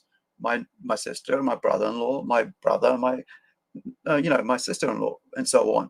Because it's important, because it's a unified, wellness of a family, that everybody has mutual respect for each other, but also show respect for the others, right? Because they're the parents. I'm not the parents, right? They're not my kids. And this is what's happening, why I don't like what's happening with the media.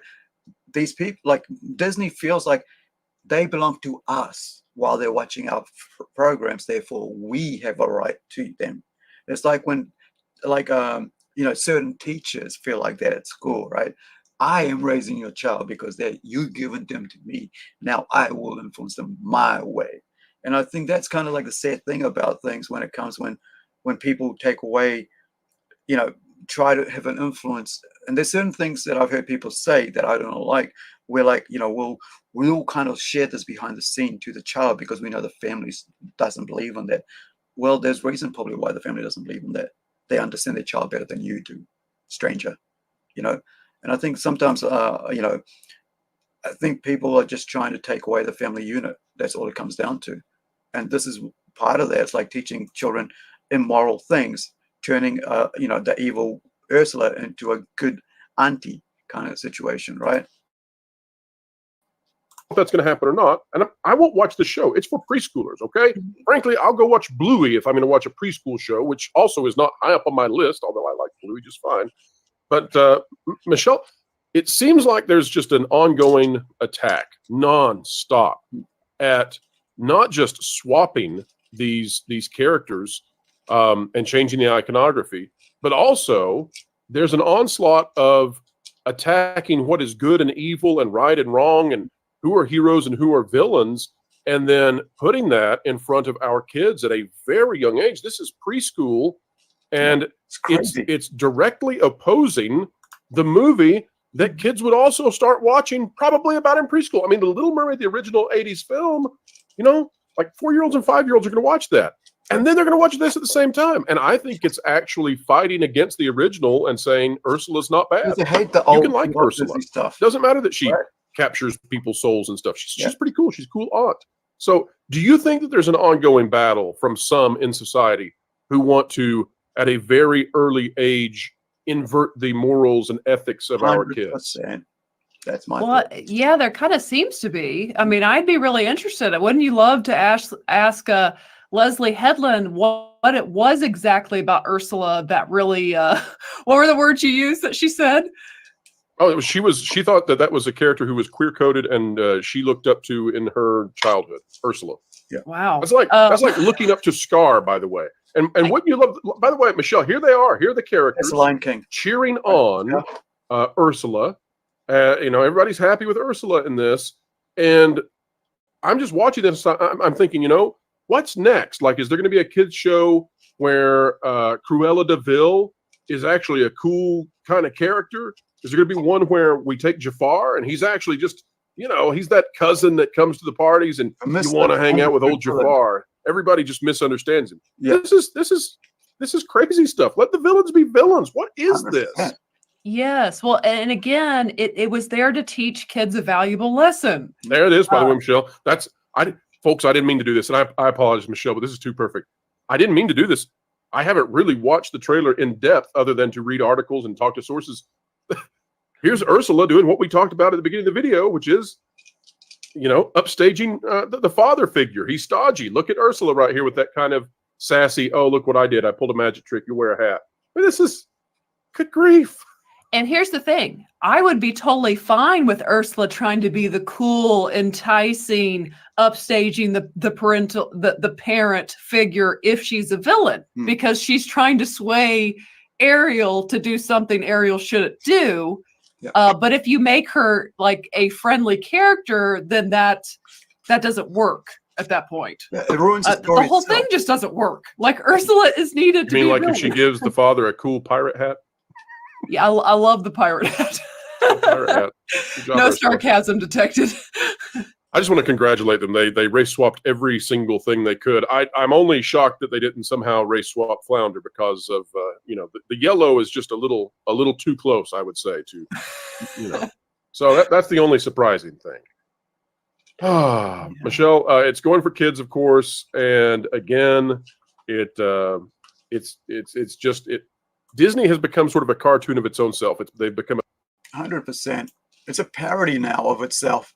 It's the weirdest thing. It's like, what happened to all the creativity and all the great lessons of Walt Disney that he would put into the stories that you know, the heart and soul. You knew what you could put a child there and not worry about what they're going to watch. Now you have to friggin' make, you know, you have to go find out what it's about before, look into it before you just go put a tape in and you're good to go.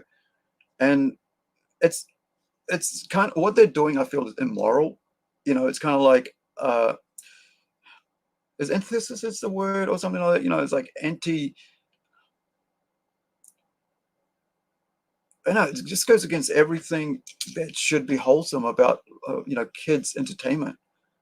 Like turning evil characters into good characters or funny characters, fun characters. That kind of takes, you know, that's bad storytelling first, because you have to have, you know, because kids need a hero and a villain because they learn, you know, from the hero how to imitate to be a good person, right? You know, why would you believe in law and order if you think that the criminals doing right. Even with Robin Hood, you knew why Robin was stealing from the rich to give to the poor, because the rich were the bad people there, right? What's his name? That was it the town? The good king had gone away, right? I think Richard the Lionheart had gone away, and then the sheriff, right? Sheriff of Nottingham was a bad guy, right? Him and his cronies were the bad guys. So knew that Robin had to go and help the people, and you knew Robin was a good guy. So when you knew there was evil happening, it is okay to do, something to help other people, right? To get justice. But like with this sort of thing, it's just crazy. I think like they're doing it on purpose because people who make these stories have no children of their own, who come up with these ideas have no children of their own, have no experience in real world. They've never actually lived with, around other people. They're just in their own little bubble. So they think all of this is what everybody wants. But they don't realize is that 80%, hold on. I would say 70% of the world is conservative, which means should have traditional values, right? Which means they understand that family is the most important thing. Raising children comes second. Providing a home and a lifestyle for them is third. I mean, probably just as important, right? On the same level. And so when they see stuff like this, they'll just say, "Oh, okay, well, we're not going to watch that, kids. We're not going to buy that toy. We're not going to think it. This isn't for you. And then they'll go, oh, this is all because of white supremacy. They're racist. No. 70% of the world is has traditional values. They know right and wrong. They understand. It doesn't matter which country you live in. There might be criminals and all that, all that, but people understand right and wrong.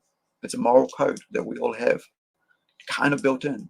Even if we're not taught, we know what's right or wrong, right? Because we don't want it to happen to us, right? That's a golden rule, right, in life, right? Do unto others what you want them to do to you. So don't steal, because what if somebody steals from you? How would you feel, right? As I was saying earlier. So I think this whole idea of twisting wrong into right, characters, whatever, evil characters into good characters, making them seem like good characters, is not a good way to start for children's education, right? Children's entertainment. But like I said, they want to do this, and it's purpose. Nobody just decides to do this, because they know what, if you start at this youngest age, you have them for the rest of their life, and then you see them misbehave. Now, criminal courts, all this, youth court, all that stuff will come up, like we mentioned in the other video with Isaac Butterfield. Links in the chat for that. So yeah, I just find it profoundly amazing how everything Walt Disney built up has been torn down by this, this kind of like modern era of executive people who have no understanding of what he was doing. Whatever he has done, they've thrown out, and now now they're losing money. And so I'm hoping that Palt's billionaire don't give it, right? As long as he can right the ship, right? Take us back to the family-friendly stuff, because at the end of the day, people want to set the kids in front of the TV and let them, watch that and like have fun and, be entertained without having questions about it. So this is another video. This is about kind of like tying in what Isaac was saying, but this is all part of the same situation, right? Raising children and also crime, and not kind of like not worrying about it until it happens to you, right? So this is a video from the River Hive Mind, and it's not so much about the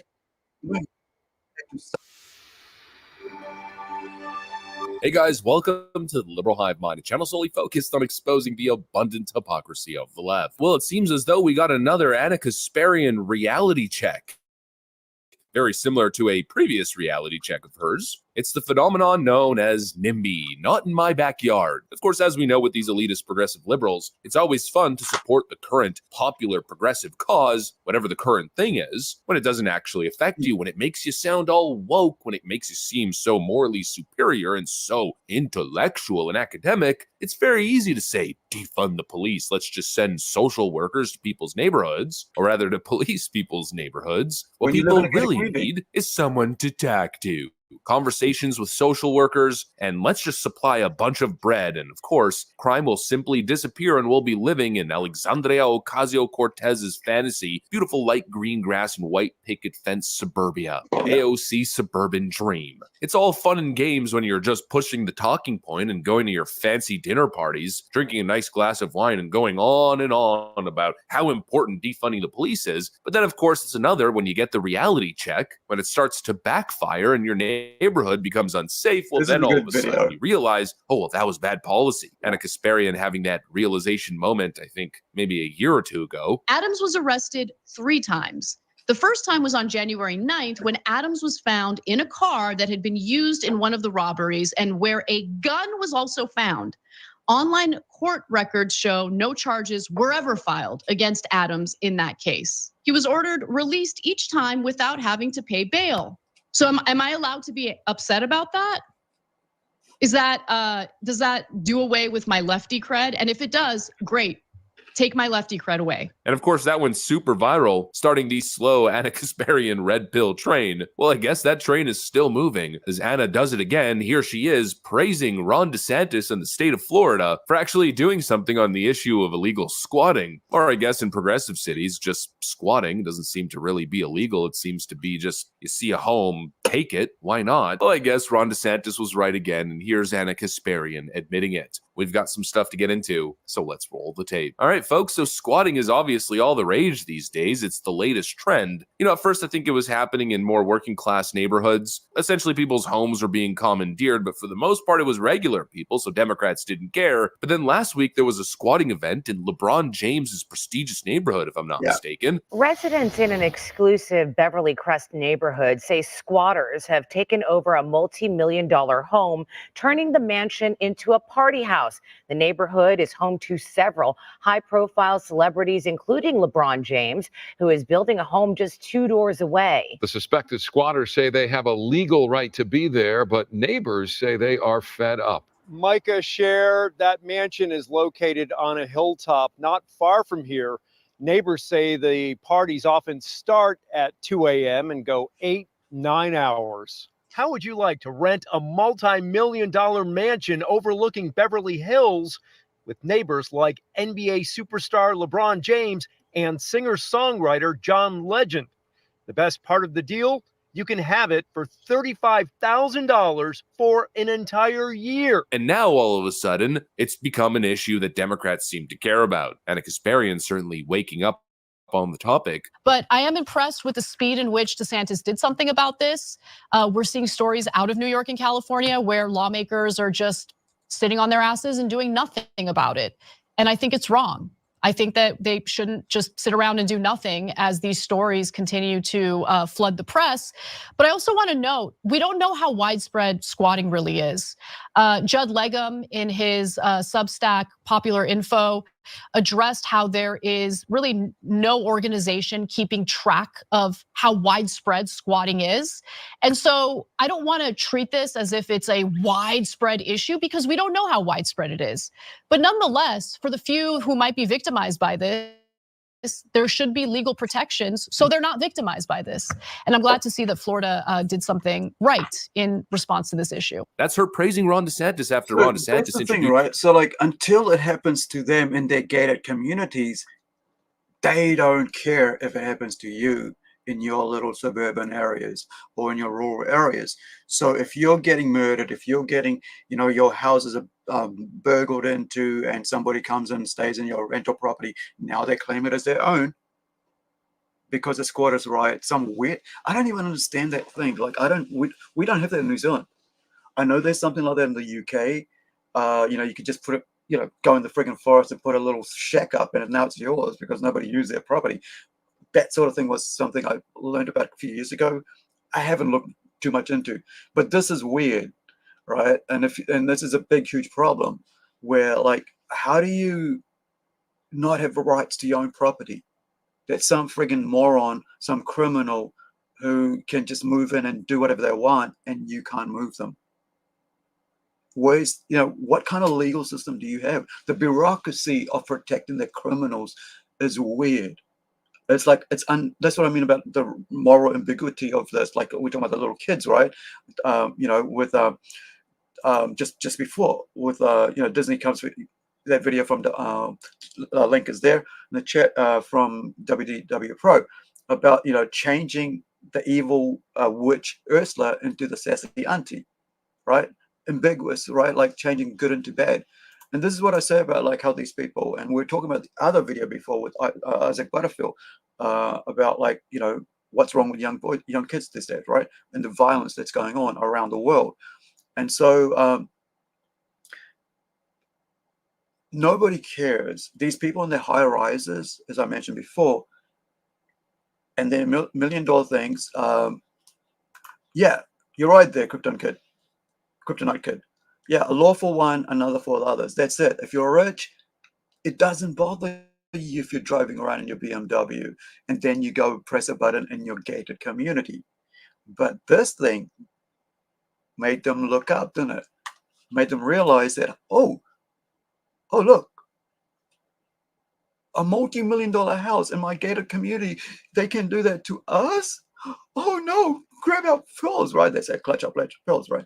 And it's like, yeah, now they're going, oh, we got to do something. Where were you when all the other people were like suffering? Where Joe Citizen, right? Mary Citizen was suffering, right? Montel was suffering down there, getting somebody who came into his house. What were you doing then? Oh no, we made the laws to say we didn't give a shit. Introduced an anti-squatting bill. We are in the state of Florida ending the squatter scam once and for all. Over the years, we've seen how squatters can take over a property, trash it, at times using utilities billed back to the rightful owner, degrading the entire area nearby. And someone moves into it and turns it into a drug den, trap house, or brothel. Now, with the governor's signature on a new bill, the law will have a quicker way to respond. You are not going to be able to commandeer somebody's private property and expect to get away with it. And so once again, here we are coming full circle. Ron DeSantis is right again. We went from Ron DeSantis as a bigot, he's a fascist, if you're part of the LGBTQ community, leave Florida at all cost. It's, quote, not safe for you there, is what all the leftists say as they vacation in Miami because it's so clearly superior policy-wise to the hobo-infested beaches of California. It turns out Ron DeSantis is less of a bigot and more of just a common-sense conservative. Pretty damn good governor. I feel like Ron DeSantis is the see something, do something governor. He's the type of guy who isn't scared to do the right thing. You see a problem? Address it with a common-sense approach. It's a very foreign concept to progressive liberals, but at least some progressive liberals, or possibly previously progressive liberals, are finally catching on that this is how good policy works. I mean, who would have thought that introducing renters' rights bills that essentially allow anybody to commandeer anybody else's home, just walk in, have one bill sent there, or simply forge a lease agreement document, and boom,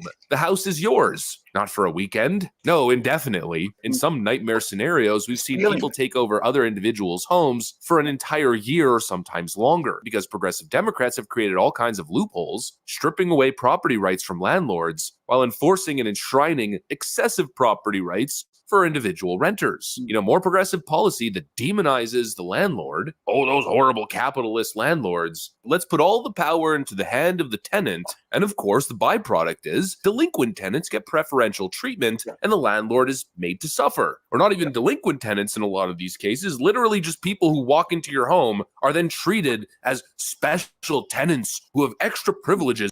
So I live in a block of apartments, right? And so recently, like maybe the start of the year, we had a person move out due to health and then, had to go to a care home.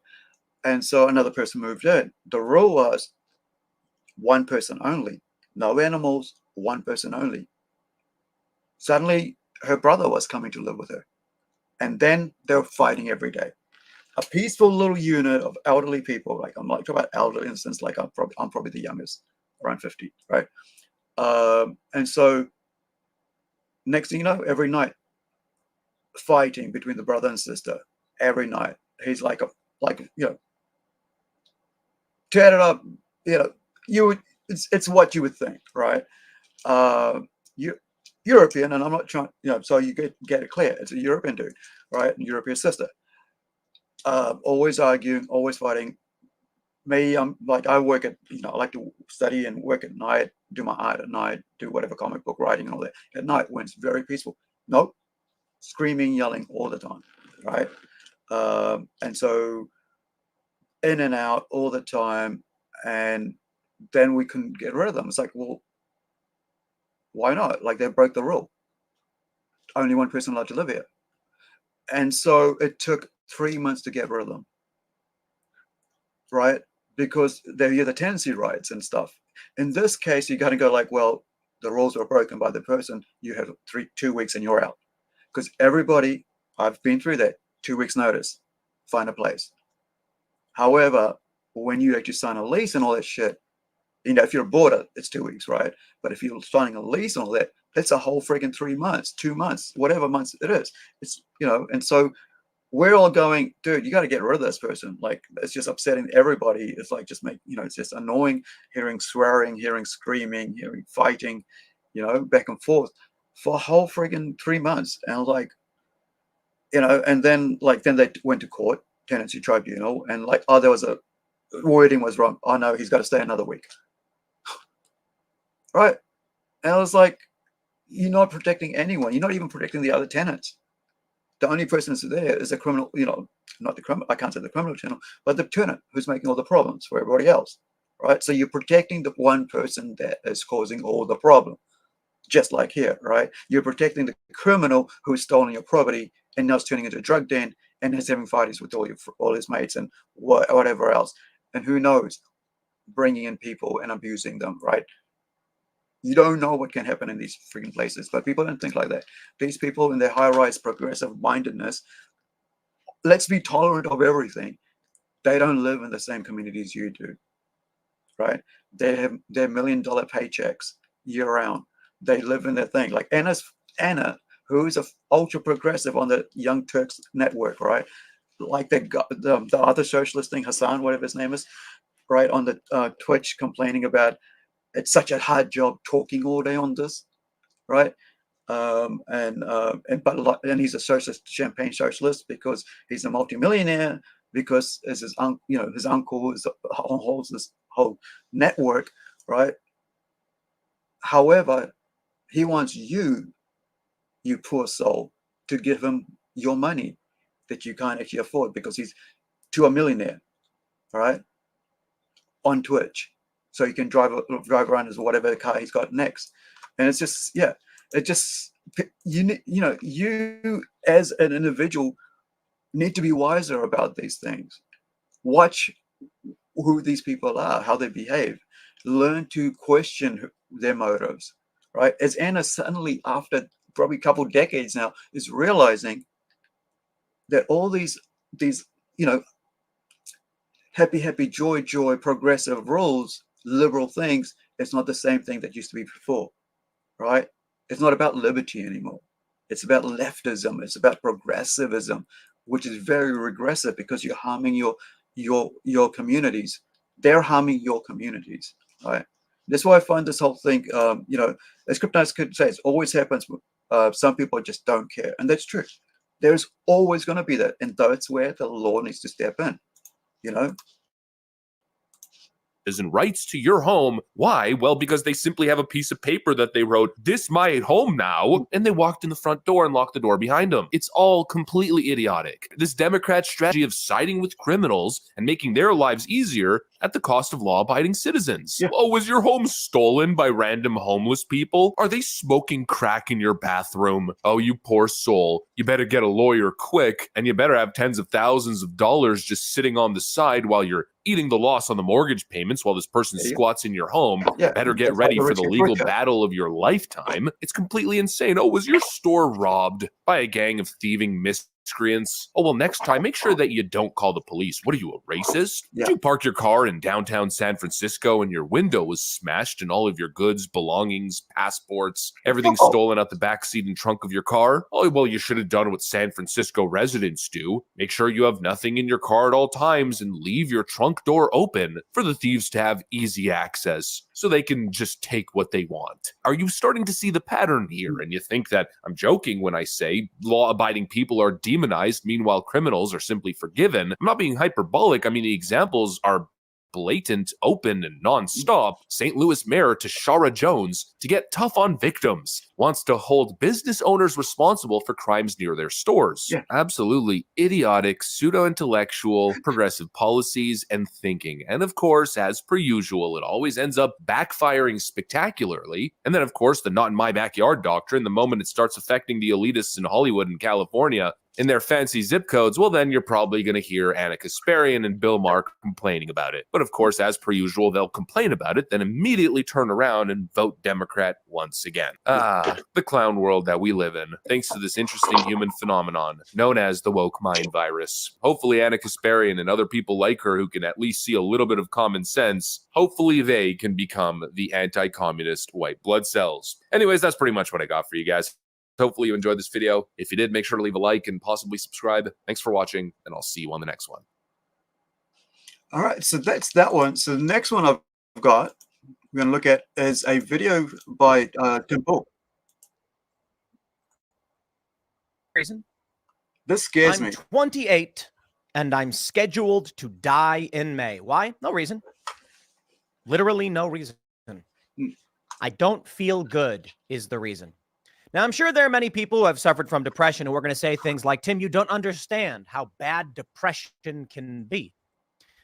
I certainly can't say that I've ever been so depressed that I would want to end my life.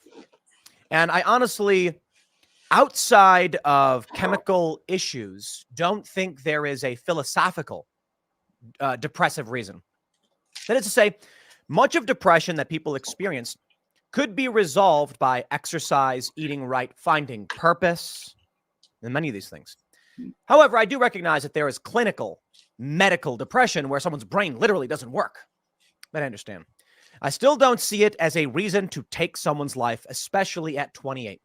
But here's the story. Now, I have to wonder why this is.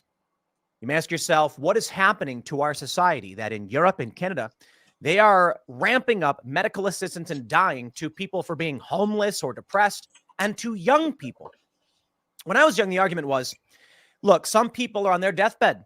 They're 65. They have terminal cancer. They're being kept alive by machines. And they say, I don't want to live this way.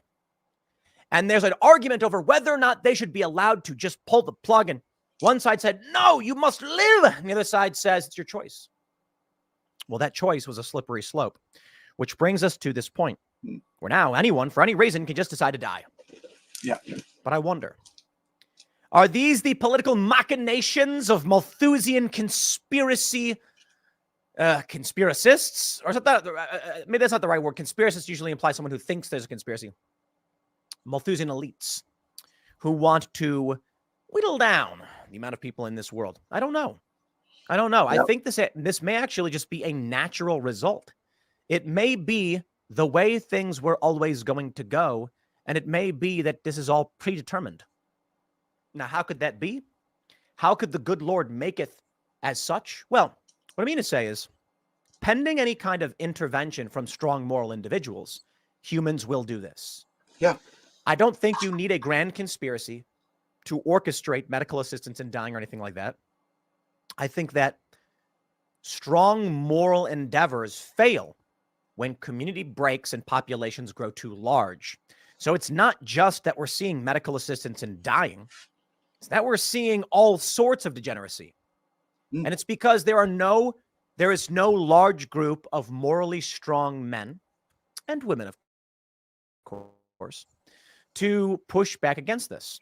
Even today, we talk about how Christians are mostly leave me alone, let me mind my own business. And now churches are becoming LGBT social clubs.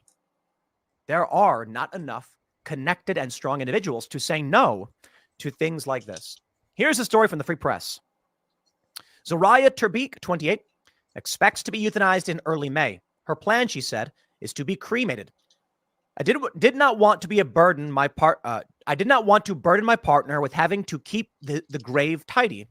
We have not picked an urn yet, but that will be my new house. She added an urn emoji after house exclamation point. Terbeek, who lives in a little Dutch town near the German border, once had ambitions to become a psychiatrist. This is the saddest thing. Like I'm like, if you know me well enough, you know that, like, and even mentioned this earlier when we're doing the thing, the little bit about Ed. I've been through 3 attempted suicides, thankfully and gratefully, and the last 2 were chemical, based around the amount of chemical in my body due to the medication for my neck and spine injury, right? Because they had me on so many pills, like about 27 at one point, where the chemical reaction, when I was like hyper creative, I just suddenly just go down to like, what the hell happened? To be like, why am I like feeling like I need to kill myself now? Right. And so became very dependent on chemical, medication, like not over the counter, behind the counter medicine, right? A subscription, prescribed medicine. And so that was the last 2. And that was within like about a couple of months of each other because of that, until they actually locked me up. And, basically my sister said to me, look, I can't handle this anymore. I'm in hospital, all linked up to the, whatever, IV and all that. And they've just pumped out my stomach, and she's there with the nurse, and the nurse goes, hey, I've been talking to your sister, and we've realized that this is the second time, and within like very close amount of months, right? I can't even remember because it's how badly my head was injured, right? And how bad, that's why I say I don't do a lot of reviews, because I can't remember a lot of things in depth about what I've read, what I've seen. And so there's a nurse from the mental health ward, and there's my sister, who's a nurse also, been there for about almost 1.5 decades, right? 15 odd years. And he goes, look, we want you to go into there willingly, or we are going to pick you up and force you in there, right? It's over there, right? That's where we take you, and we're going to look through you, figure out what's going on. And I'm like, what do you mean the mental health ward? I ain't crazy. And my sister goes, listen, I am tired of, crying over you, basically. And so we basically, so I said, okay, well, all right. So for about 2 weeks, they basically flushed out my system, in and out, went through checkups, just figured out that, whoa, these are the chemicals, like the prescription pills, because there are too many doctors over that 3, whatever, I think it was like about 8, 9, 10. This is 2008, 2009, 2010, 2011.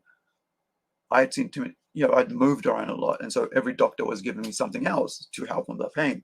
Because even this week, right, even today, when I was trying to get up, I had to hold on to something to get myself out of bed, because if I twisted, shots of, intense pain, even though I'm on medication, pain meds was really painful. So I've been walking around with it, and I normally don't walk around with a cane inside my house, in my apartment, but I'm doing that today because and yesterday, because that's how bad it's been, because I've been sitting more than I should. That's why I'm like, I can't wait for this to finish.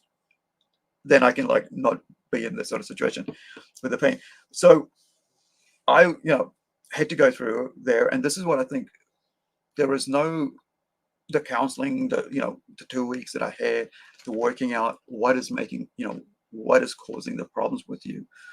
And I think a lot of times people take the shortcut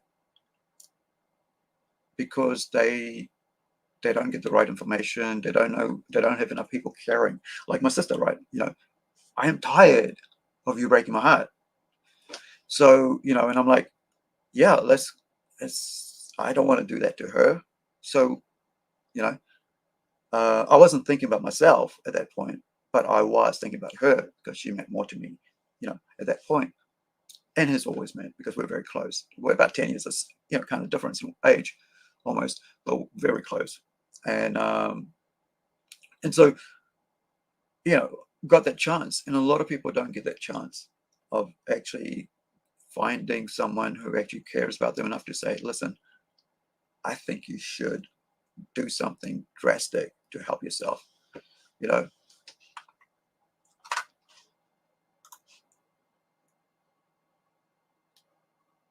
Yeah, and I think that's the same thing, like even with youth work. Like I've spent 6 years in youth work working with 11-year-old kids to 18-year-old kids, right? You know, do you go through it to understand it and get better so you can help others? I think that's the thing about experience, right? This is what I'm talking about, like the other video there with Anna Kasparian. When it happens to people, then they get a bit more wise about things. Until it happens to you, you don't really get an idea. That's like today, like, I mean, like I was mentioning earlier during that, I don't want to reiterate what I was saying in there, but earlier, I still remember this morning, like, because I've been up since yesterday, right? And so I've been working my, you know, even when I get, you know, because I work with people, 3 artists, you know, and a CEO and with my publishing company overseas, right? And other people. And so the time difference is overturned, right? So my 3 o'clock is there in the morning, is there 3 o'clock in the afternoon, right? Or maybe even like midday. So, or in the morning there. So I kind of like work through the night. And so with that in mind, I just kept working, and I got like back and forth. I had Tomas and Louise come in, and I had like Kim waking up and going, oh yeah, hey, I've got some more pages for you. So, hey, can I have you on a live stream next week? You know, and I said, Thomas, can you come in next week? And Kim, can you come in the week after? And we'll, you know, have you guys, you know, talk about the art you're working on. So that kept me, and just tidying that up, and that kept me awake and doing stuff. And so I only got it like a couple of hours ago. I got it before I came on live stream. I had like a 3-hour sleep. And that sort of, you know, I missed out on Niobe's stream because I think I've had about 4 hours sleep or something, like from 1 o'clock till about 4:30 or something. So 3.5. But got the back end, all that. But I was up during, because usually when I'm working, I have, you know, a video running on one, because I have 2 screens. I work on the big 43-inch TV screen, which I have my, you know, all my artwork on that I work on. With the coloring and everything, and that's my main screen. And then the other screen, I have videos running, so that I'm not, my eyes are always moving, so I'm not getting burnt out on my eyes looking at a white screen all the time. And also, this one's just for podcasting, so I don't even, you know, this is like opposite to where the others are. So I was watching, you know, I had EVS stream on, and then I saw that thing about like, wait, what's going on? So on EVS, I was like, dude, reach out to him right now, right, with Ed. I said, just do it. I don't care, because it doesn't matter if he hates you. It doesn't matter if they all despise you for it, right? Even if they hate you forever for reaching out, and even if he hates you for reaching out, even if he hates you, because tomorrow he'll be thankful that he's still alive, like I have been, right, all these years. Because in that moment, that's why I always end this, you know, why I talk about at the end of our streams now, because last year I had lost a brother, like one of our youngest cousins, right, took his life last year, leaving behind a young wife and a 5-year-old kid, boy. And then yesterday morning, my closest cousin Shelley's husband died in his sleep, like heart attack, 4 o'clock in the morning yesterday. So, right, and now Ed. So it was difficult. So I was saying, dude, reach out right now, because you don't know. And then, you know, I go to sleep, and then and he read it out, by the way, you guys can see me. You know, then I was like, plus I went through cancer culture 2 years ago, so I knew what that was like as well. So that's why I was like, you need that word. Doesn't matter who the hell comes from. It might, even from your enemy sometimes. Like I said, my sister said it. I didn't even care for myself. But she said it, but I cared for her. So because I cared for her, I would do that. And I think a lot of people, you know, we take teams now, right? Yeah, yeah, man, like there's no justice in that. There was no room for justice. It was just like, the pigs, you know, came out to murder. They wanted blood. That's all they get. You know, that's why I said I hate the left, because not in the sense like I want to see blood on their end. I just hate what they do, you know. And because I used to think like that, you know, because they find glory in harming you. They think two wrongs make a right. They don't wait for your, you know, they don't wait for things to take the, you know, evidence, the case, and all that. They did it with Mick McDonough, right? Vic McDonough, right? And we did a whole stream about that. And it's on, you know, it's on here on. You can just search it under anime Me Too #Me Too anime on our channel. And you know, we're this really awesome dude, gosh, I can't remember, the doctor. Basically, he's got his own channel, but he goes through, you know, we go through the whole timeline of what happened, right? How they went about trying to meet to him. And at that point, we were worried that Vic would actually end up doing what Ed has done because of accusations, right? But he didn't, because he was like, you know, he had a whole lot of people that were on his side. One thing here is that his own best friend, his own business partner, wasn't on his side. And so you kind of think like Jim Rugg has got to be the most despicable human being right now. He's got blood on his hand like all those other ones, right? Who he's named. And I'm glad he named them, because you can now have evidence, and their family can be vindicated that these are the criminal a-holes that caused their child, their brother, to die, right? Take his own life. And yeah, so, you know, it was sad. I mean, like, if you remember, like, I mean, if you guys are following this channel, right? I mentioned like how a couple of weeks ago we lost an anime person, you know, Akira from Dragon Ball Z, right? Akira from, you know, the creator of that. I said, like, every time a creative person passes, that's a loss to all of us creative people. It's a loss to the world, because that's a mind, that's a creative, that's all this art that you'll never see come from them again. So I don't really care who you are, but if you're in what I'm in, which is comic sequential art, you know, illustrations, writing, storytelling, I have great respect for you, you know, from like an amateur to a professional, you know. And you'll find that like people on the, you know, center right don't want your blood, don't want your death. They're more forgiving than the left ever will. And you have enough evidence out there, right, to see that, you know, like we said today, the left eat their own, which they did, right? And they do it all the time. So, you know, to still think of yourself as being on the left, you know, you got to think like, oh, why would I want to align myself with those people? That's why, you know, that's why I always say I'm center left, because I'm like, you know, I'm a bit liberal, but I'm still, you know, I still like tradition. I still have, you know, value, because I've been raised to have values.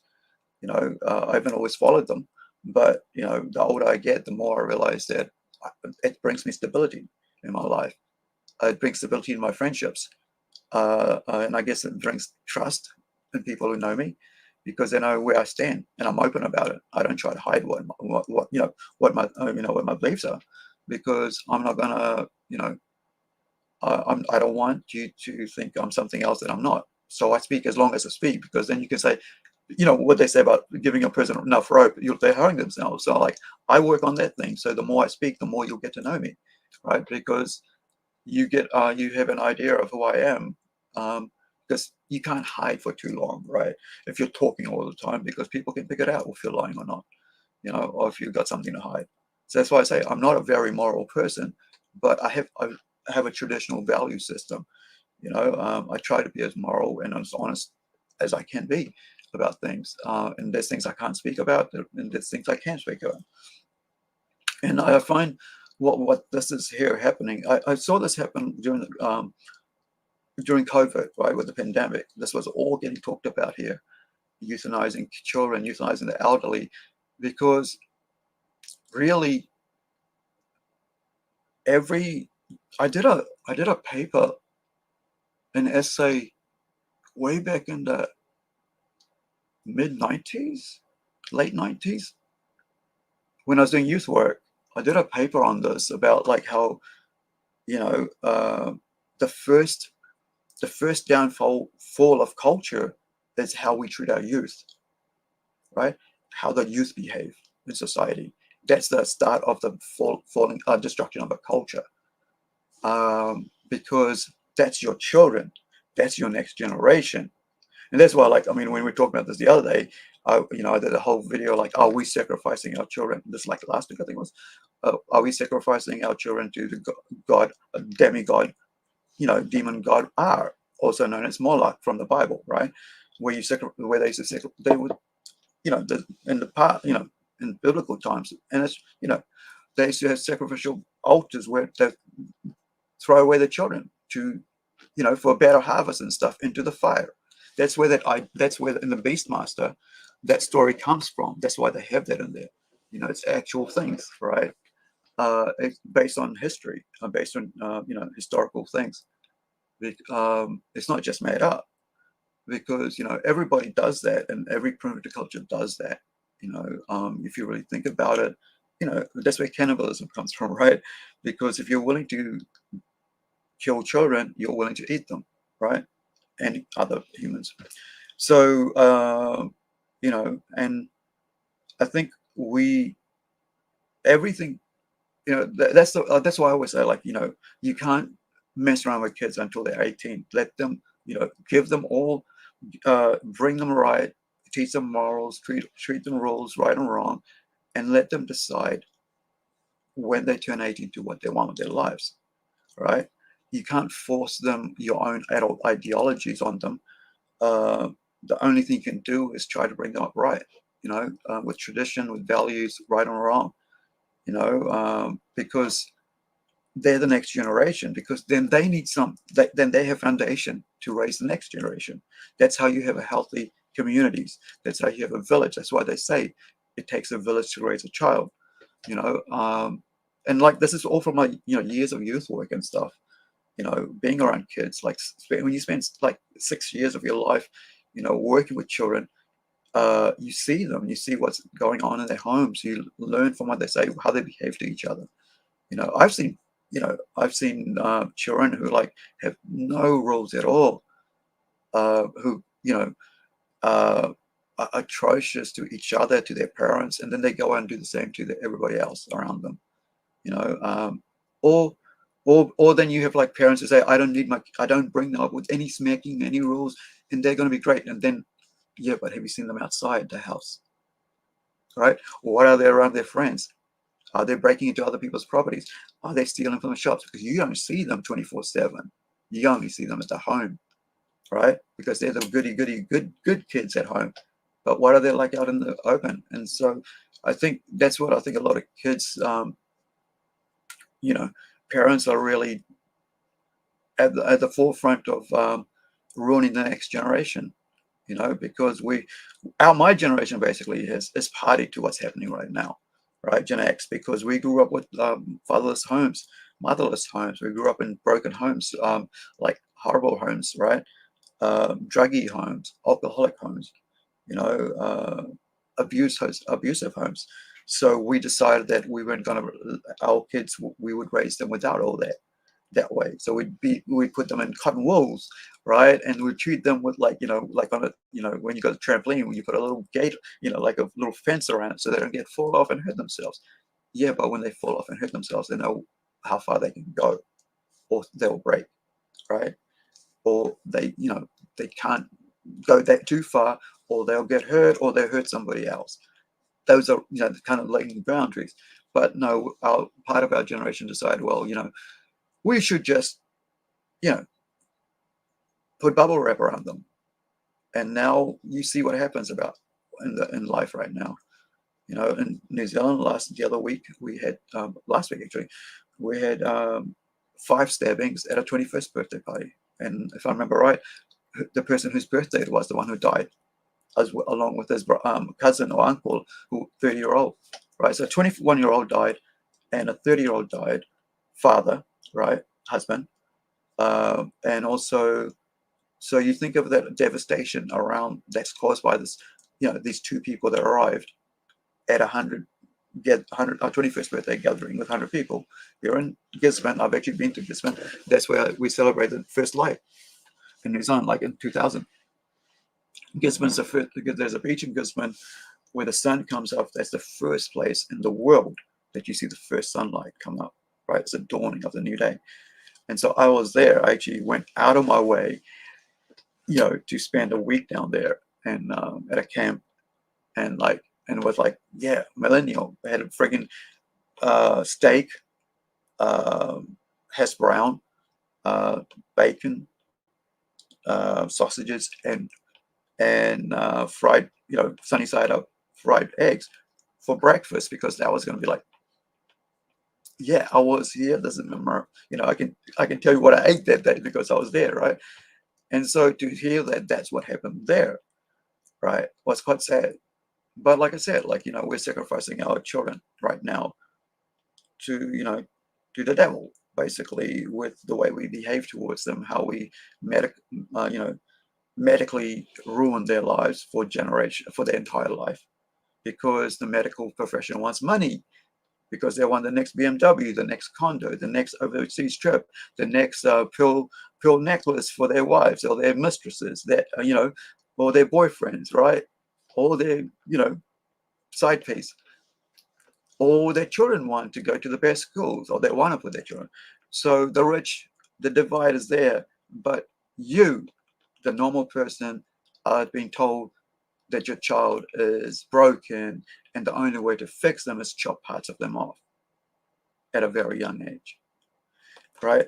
Because the worst part about that is, like, if you disagree with that, you're like the worst person yet. However, if you don't agree with that, if you agree with that, you're the greatest person. If you agree that things should be locked off kids, right, who their brains don't even form until they're 20, right? Like I said, I've worked in youth work. I had to research all this shit. I had to read books and books of crap, you know. And that's one of the things I do. Is like, if I'm interested in something, I always read a lot, right?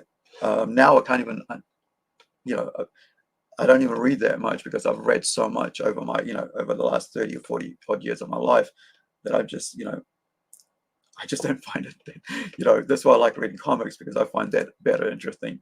But I still do research, right? And that's why I like living in this generation, because now with technology, I can just go doom, doom, doom, and I can find what I need. And if it's not what I need, I, you know, find the next thing that's gonna, you know, balance it all out, make sure that I'm getting the right information. But yeah, I mean, like, it's all about money in the end, right? Because people will like to stay in power. They like to stay rich. Nobody wants to be poor. Nobody wants to lose power, right?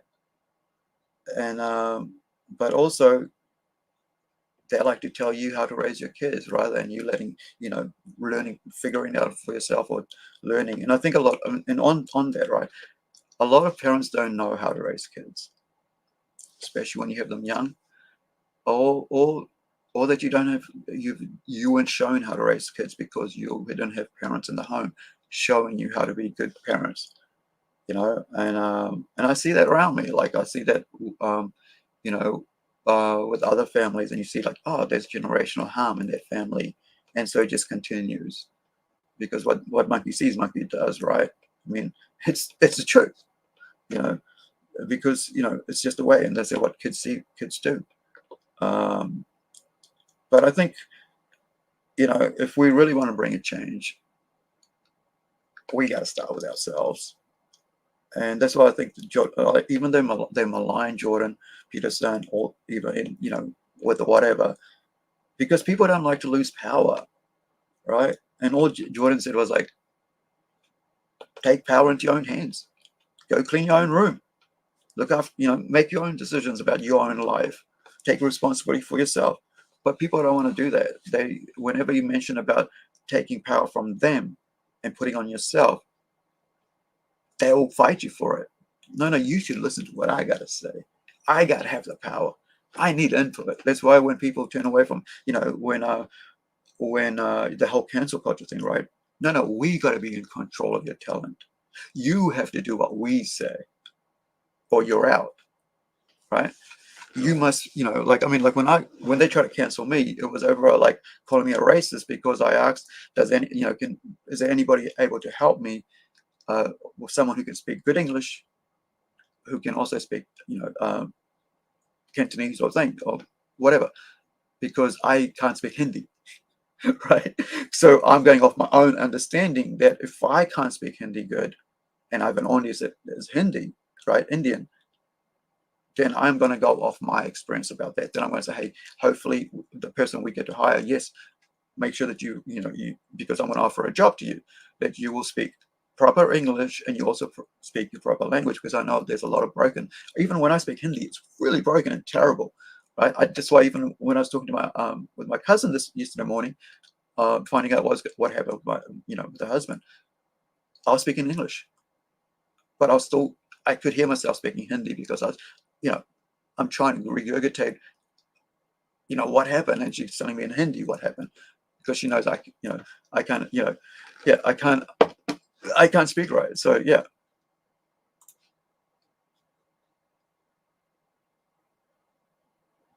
What was that about? I'm sorry, I didn't see that come up. I just saw that come up now. Sorry, Kryptonite Kid. Funny, I was always told, no, you can't do that. Yeah, and I think now you can't tell them that, right? If that's what, in line with kids, right? Imagine a little baby or a little child putting their hand on the element and you're going, take it away. And you go, no, take it away. No. And then you smack it and, oh no, now you're in trouble. But the child's going to hurt himself. This is how these progressives behave. This is how the leftists behave, right? They'd rather have the child hurt himself. And same thing with Ed, right? Rather have Ed harm himself, take himself out, than them having to do it. But their weapon of choice is cancel culture. It's a weapon. They wield it. It's like a double-edged sword. They use words. They use, whatever. Social media. That's one of the worst things about social media, I think, is that they use that to vindicate themselves and to make themselves look good, because they like blood. They love the smell of blood. They love your misery. They like to see you in misery, and that's why I was out there on Twitter today. I hope they burn in hell forever once they die, whenever that is. Don't care, but if there is a hell, I hope they're there forever, because traitors are the worst kind of people, right? That's what, like, there's a special place. The worst place in Dante's hell, I think, was like the betrayer, right? If you remember that, like the friend who betrayed. If I remember that, let me look it up, because I think that's what it is. Because like Templeton's one of the is a horror comic that we're doing about heaven and hell, about soul collecting. So let me look that up, because it's like Dante's levels of hell, right? Levels of hell. This is what I mean about, like, this let me see if I've got this. Is it going to mess around with me? Oh, perfect. So circles of hell, Dante's, right? Here we go. The first circle, let's bring this up, because did I put it? I'll put a video here for you guys to watch that, the rest of it later, for the Tim Pool one, so that, like, because I'd rather you guys see the rest of it and later. But, like, let's go and have a look at this Dante's thing.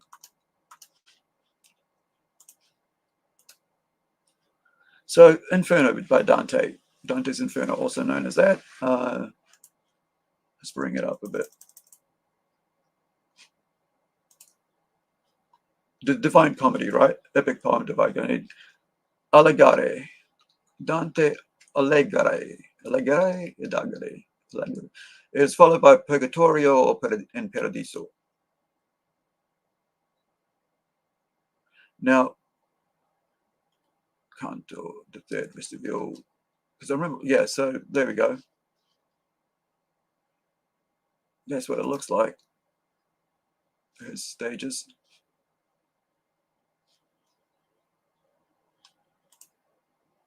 Man, the more, I mean, like the, you know, the lower it gets, the tighter it gets, the worse it gets, you know. And it was like, I mean, when I remember like in 2011, when I wrote Rise and Fall, or when I created the character Templeton, right? Christopher Templeton. Like, I remember writing that and I was like, what is the most horrible things I could think of, you know? And the Filipino artist that I was working with at that time, it did about 15 pages or something before I had my, you know, my suicidal attempt, where I cracked open my, like, I think it was this side. I think I smashed my head on this side. It's like full on. That was the first one. That's the other one that was like within 3-4 months after that was the second one with the chemical thing. But like, yeah, I lost them during that period of just loss of memory and all that. But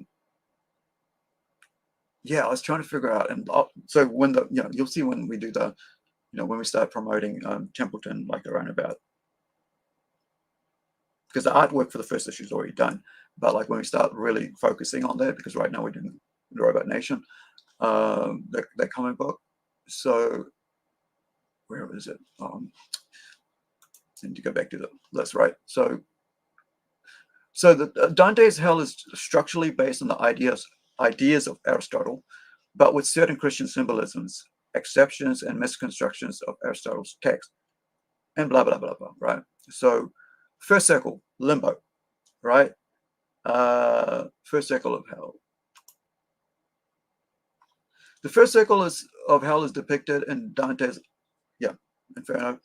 Inferno, where is it? Why is the first circle? Why can't I actually, you know what? I just thought of something. Let's grab a video, because that way I can keep working, right? So,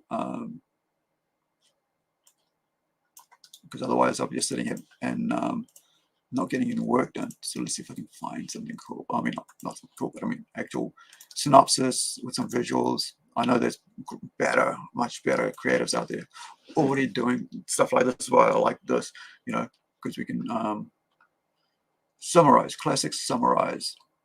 12 minutes. Here we go. Perfect. This is from a channel called Overly Sarcastic. Are you guys ever see that? Nope, we're on the wrong one. Okay, let's go see that. Grab the right thing. So this is Classic Summarized is a channel name. So I'll put Overly. It's like doing the title of the video. So this is a channel. It's got 2.25 million subscribers. That's pretty cool. Wish I had that much. I guess if I'd kept at doing this since 2007, when I first started doing, you know, had thought about doing it before I had my back injury taking over and I couldn't do it anymore. It would have been, you know, maybe I could have been at this stage. Who knows? Never look back and never, you know, and I mean, not never look back, but I mean, you can't hold on to regrets. You just got to keep moving, right?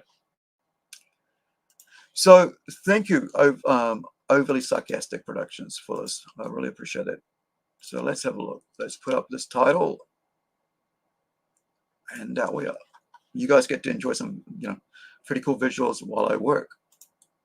And that will go high.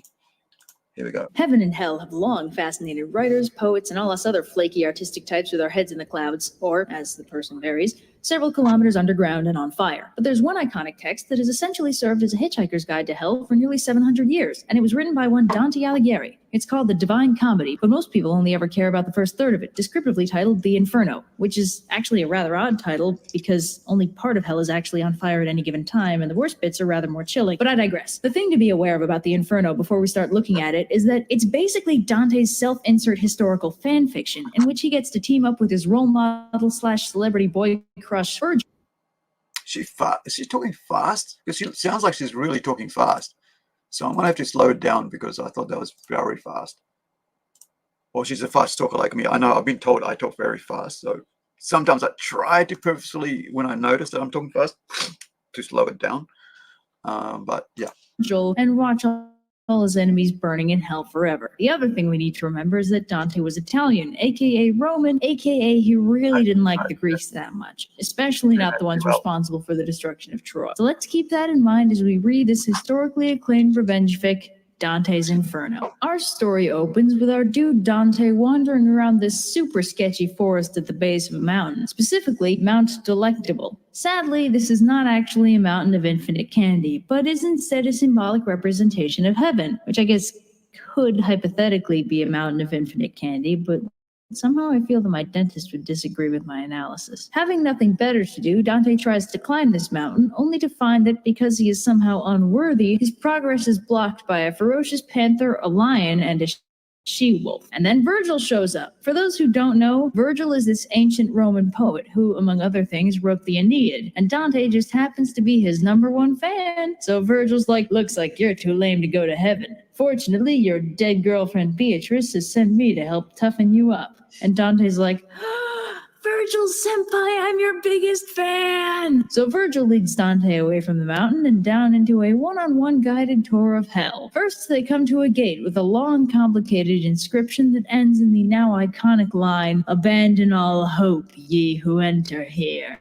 So Virgil's like, all right, Dante, welcome to hell. And Dante's like, hey, why do I hear so much screaming? And Virgil's like, I said welcome to hell, idiot. What part of that was unclear? So hell is, unsurprisingly, pretty intense. There's dudes getting bit by bugs, stung by hornets, all that good stuff. And we're not even in the real hell yet. Dante and Virgil have to be ferried across the river Acheron before they even enter the first circle. So they get to the river Acheron, where grumpy boatman Charon takes them over the river into hell proper in a very awkward ferry ride, where Dante gets to be the only living dude in a boat full of dead folk. On the way over, Dante passes out from the awkwardness and wakes up on the other side of the river in the first circle of hell. So the first circle of hell isn't really hell either. It's more like diet hell. It's officially called Limbo, and it's where all the souls whose only crime is a distinct lack of Christianity end up. Virgil mentions that back in the day, the Big J himself came down and airlifted some worthy souls up into heaven. Anyway, Dante and Virgil continue on their merry way and run into a welcoming party of 4 other famous poets: Homer, Horace, Ovid, and Lucan. A veritable dead poets society, you could say. Anyway, Dante gets to hang out with all the cool kid poets, just like he's always dreamed. Almost seems like wish fulfillment, huh? Also chilling in Limbo are a bunch of heroes from classic Roman history, including Hector, Aeneas, Caesar, and a few others. So Dante and Virgil move on from Limbo and arrive at the second circle of hell, which is guarded by King Minos, who judges every soul that enters. Luckily, Virgil is Dante's get into hell free card, so he avoids the judging eyes of Judgy McJudgeface and gets to enter the second circle freely.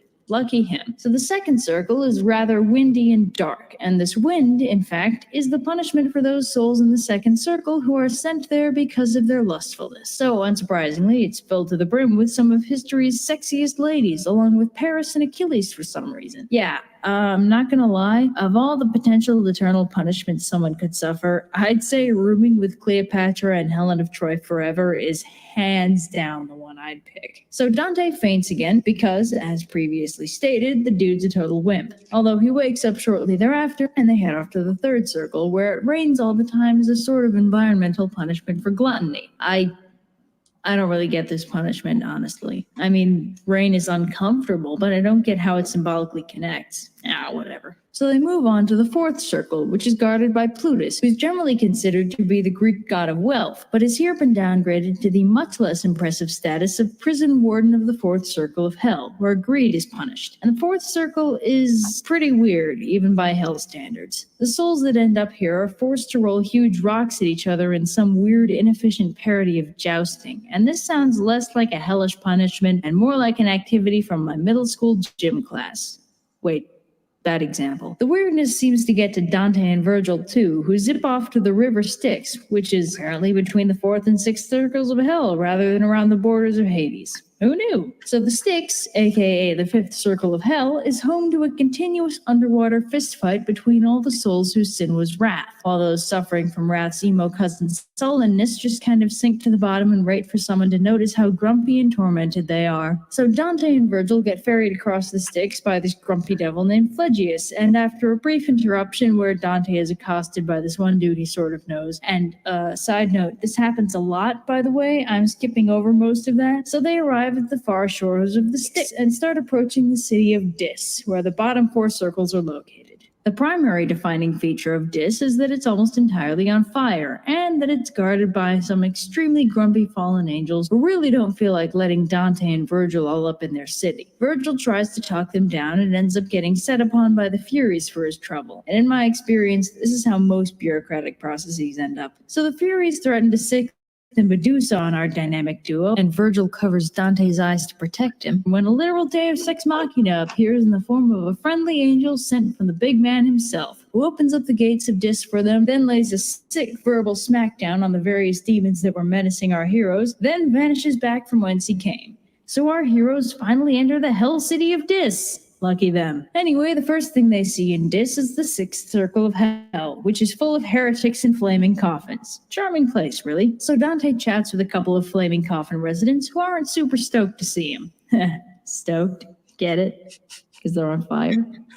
I'll see myself out. So at this point, they're nearing the bottom levels of hell, so the circles are getting a lot smaller and closer together. And Virgil warns Dante that they've also entered the bad neighborhood part of hell, and from this point forward, he shouldn't make eye contact or talk to any of the souls he sees. Virgil also explains that the seventh circle is reserved for the violent, which is a staggeringly broad category, as it includes people who defy God by blaspheming or defiling nature. And yes, I choose to interpret defiling nature as a broad category including but not limited to littering. Anyway, Virgil and Dante run into the Minotaur, who inexplicably guards the seventh circle and is even more inexplicably sporting about letting them pass. And it's not just the Minotaur. The seventh circle is overall actually pretty cheerful from the get-go, full of friendly centaurs who aren't even being punished for anything. They're holding down stable jobs now, and all they have to do to get that monthly paycheck is to shoot arrows at any unfortunate souls that manage to escape the boiling river of blood. Oh yeah, I forgot about that. This is hell after all. So yeah, the aforementioned river of blood is full of the violent conquerors of the past, including Alexander the Great, Attila the Hun, and some bloke Dionysius, not to be confused with the perpetually drunk/hungover Greek deity Dionysus. Anyway, the friendly centaurs help them across the river, and they end up in a terrifying forest full of poison thorns and harpies. Yay! And to make matters worse, all the trees used to be people. Yes, this is the proverbial suicide forest where everyone who commits violence against themselves ends up. Yep, the seventh circle of hell has just been a barrel of laughs so far. So Dante returns the leaves to one of the trees and they go on their merry way. Things start to heat up when they get to the innermost part of the seventh circle, a giant desert where it continually rains fire, reserved especially for blasphemers and people who don't pick up their trash. Dante runs into an old teacher of his who's really only in hell because he's not exactly the straightest crayon in the box, but he's still a really swell dude, so they have a nice little reunion, and then Dante and Virgil continue on to the edge of the eighth circle, which is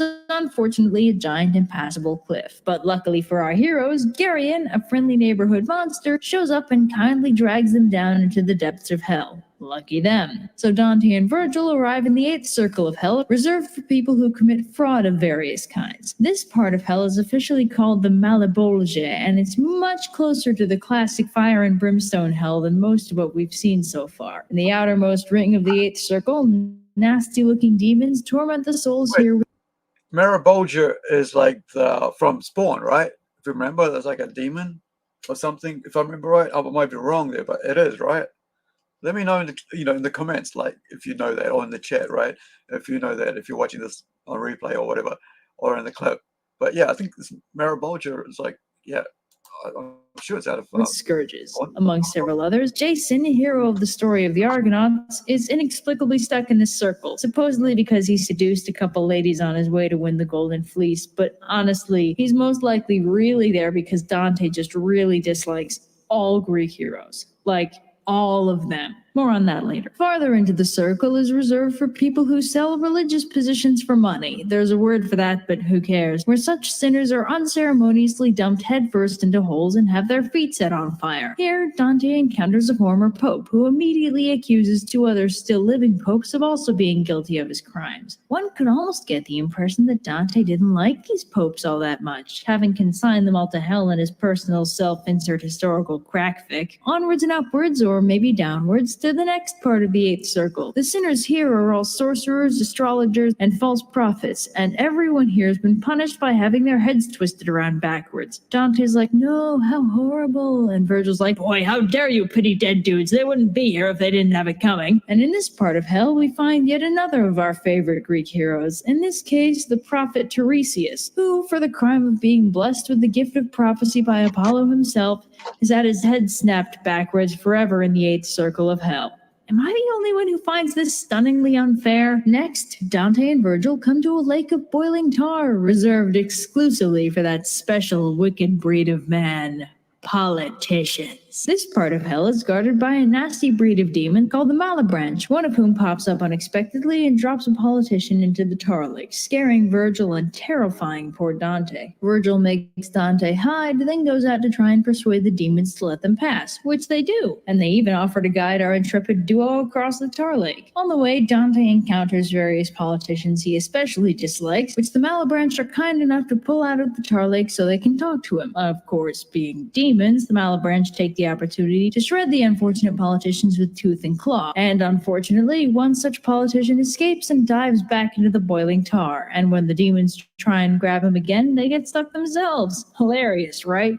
It's classic routines like this that make this text such a classic comedy. So Virgil and Dante try and sneak away from the now pissed off demons, but they don't get that far before the Malebranche decide that the politicians' escape was somehow Dante's fault and start pursuing them. Virgil scoops up Dante and slides out of danger into the next part of the eighth circle, where the hypocrites go when they die. Everyone here gets to wear a big fancy gilded lead cloak forever. Get it? Because it's symbolic of their worthlessness? And just about the only interesting guy here is the one who was responsible for getting the big J crucified, one Caiaphas. So they hike over to the next part of the eighth circle, which is so far proving to be the largest and the most complicated of all the circles we've seen so far. Anyway, this particular charming locale can be best described as a giant pit full of magical snakes. Yeah, hell, remember? So this particular snake pit is actually somehow worse than your average run-of-the-mill snake pit because these snakes have a magic bite that transforms you into a random, wacky, and/or horrifying creature and/or household object. Oh, and this section of hell is devoted to thieves, see? And it's symbolic because they're robbed of their true forms and stuff. Anyway, they go on a little farther into hell and get to the part of the eighth circle where people who abuse their positions of power and commit fraud go. Everyone rooming down here is provided with their own personal bubble of fire, which honestly sounds pretty cozy. But here's the thing. As previously mentioned, Dante is Italian and therefore solidly on the side of the Romans in terms of history. And unfortunately, the Trojan War was won by the distinctly non-Roman Greek side, while the Trojan survivors went off and founded Rome or something. So Dante's got some kind of ancestral hate on for all these legendary Greek heroes, especially those directly involved in the Trojan War. And that is why my dudes Odysseus and Diomedes are eternally burning in the eighth circle of hell for that little misadventure with the Trojan horse. Yeah, I find this incredibly unfair, especially considering the Odyssey. Hasn't the poor guy suffered enough by now? So Dante and Virgil scoot on past that little misadventure and into the next part of the eighth circle, where sowers of discord are continually chopped into pieces by a giant multi-limbed demon. And we're just gonna breeze on past this chapter real quick because Dante did something of a religious no-no and consigned a certain well-known religious founder to this particular punishment. And all I'm gonna say about that is that I'm not allowed to draw him. So the next portion of hell is reserved for alchemists, and the souls stuck here get to experience the wonders of every disease known to man simultaneously. The poor sod who let the Trojan horse into Troy is also in this circle. Wow, it's almost like Dante holds a grudge or something. Anyway, Dante and Virgil continue their buddy comedy road trip through hell and finally come to the edge of the ninth circle, which is bordered by a sheer cliff and full of chained-up biblical giants, along with one free, slightly friendlier giant who kindly lowers them safely into the absolute depths of hell. Lucky them. Now, the ninth circle is reserved for the absolute worst of humanity, which by Dante's standard means that this is where the traitors get to chillax for all eternity. And I mean that literally, as the ninth circle is a huge frozen... Traitors, right? Betrayers and so on. Like I was saying about, Jim Wright, basically. Someone who's traitor, traitor to his friend. Lake named Kokitos, which is actually supposed to be one of the rivers in Hades, but whatever, we never asked for mythical authenticity. The various traitors they encounter are mostly frozen up to their necks, although as they get closer and closer to the center of hell, the souls are embedded deeper and deeper into the ice. So the conversation kind of dries up as they approach the very lowest point in hell. And who should they find there but Lucifer, the big guy himself, the head honcho of hell, frozen up to his nips in the ice. What? Yeah, he doesn't cut a very regal figure in this representation, does he? What idiot thought the ruling in hell would be any fun for anybody? Anyway, this shiny 3D holographic special edition Satan has 3 heads, each one om-nom-nomming on a different soul. The middle one is chewing on Judas, while the other 2 are doing the same to Brutus and Cassius, who you may remember are those 2 jerks responsible for assassinating Julius Caesar. And I gotta say, that is a pretty hefty punishment for 2 dudes whose only crime was stabbing an old guy in a fancy hat. And so ends the tour of hell. Virgil grabs Dante and starts climbing down Satan, Shadow of the Colossus style, and shortly thereafter the 2 of them pop out through the center of the earth and emerge in purgatory, all set to start Dante on the road to redemption, or something.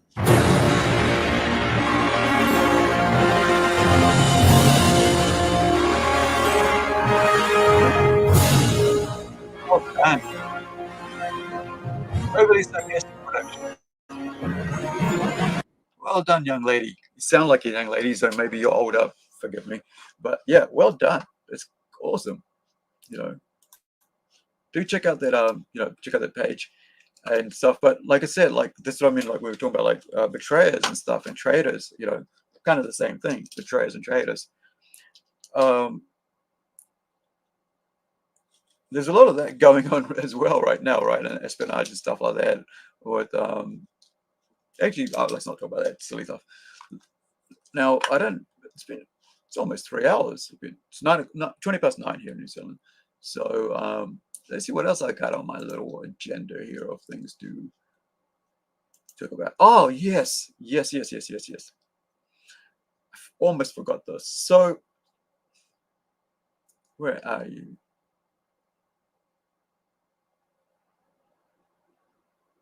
I'm going to find this, then I'm going to find a really cool trailer, because the one they've got is old on IMDb and isn't the best, and it's not, it's old.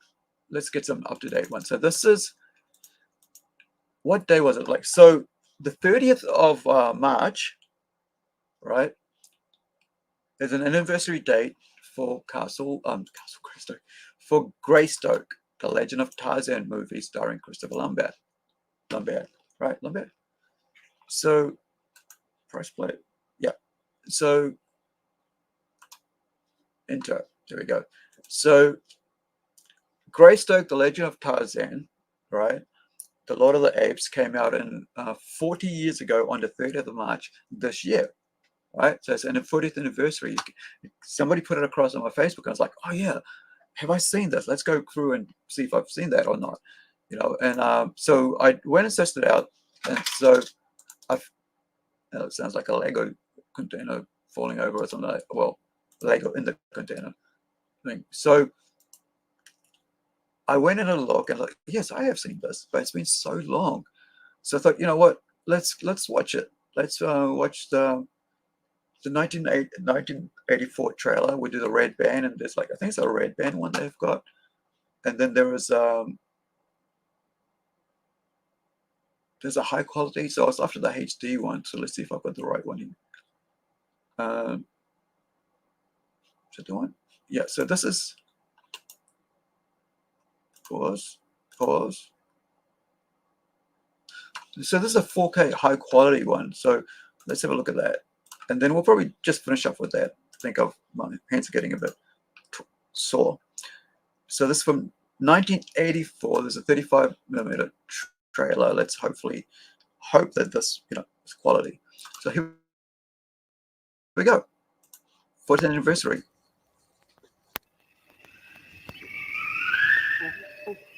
In 1886, following a shipwreck off the west coast of Africa, an infant child became part of a family of apes. As he grew, he learned the laws of the jungle and eventually claimed the title Lord of the Apes. You have another family when you have never seen. My son has returned from Africa. He is the Earl of Greystoke. He is what the jungle has made him. Now, Hugh Hudson, the director of Academy Award winner Chariots of Fire, brings the authentic Tarzan legend to the screen. Greystoke, the legend of Tarzan, Lord of the Apes.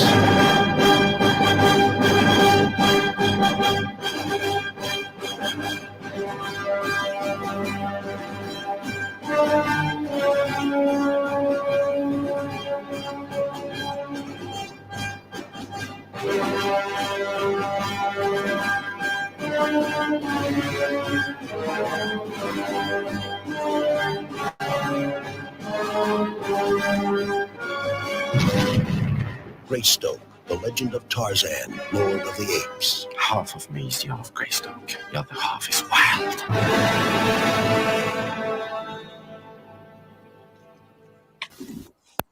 So there's that one. So, but there's another, like, there's a version where he goes, there's another one that's wild. So that one's kind of like a red band one. So let me find that one for you, because I think that was really cool. Because it's got a bit more details, like a 2-minute one. And has this really, you know, so here we go. This is the one. So this is interesting, right? This has got a very,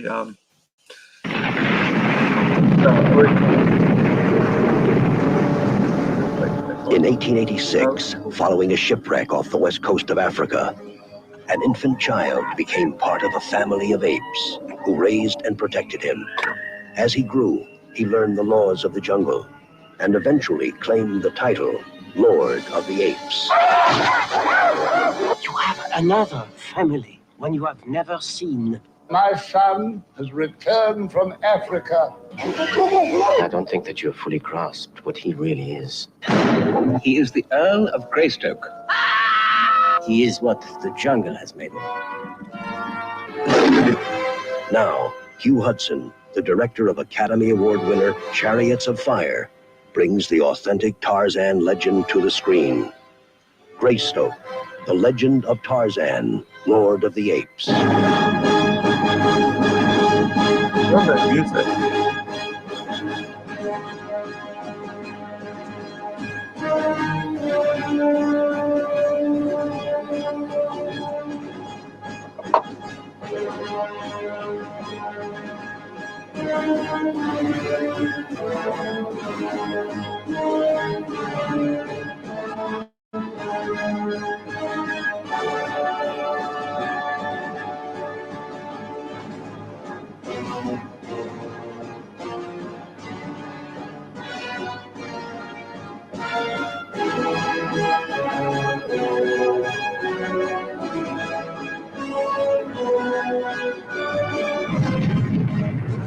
Greystoke, the legend of Tarzan, Lord of the Apes.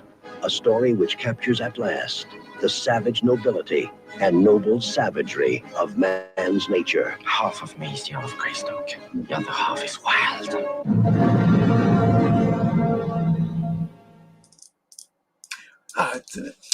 Didn't have that one either. Oh well.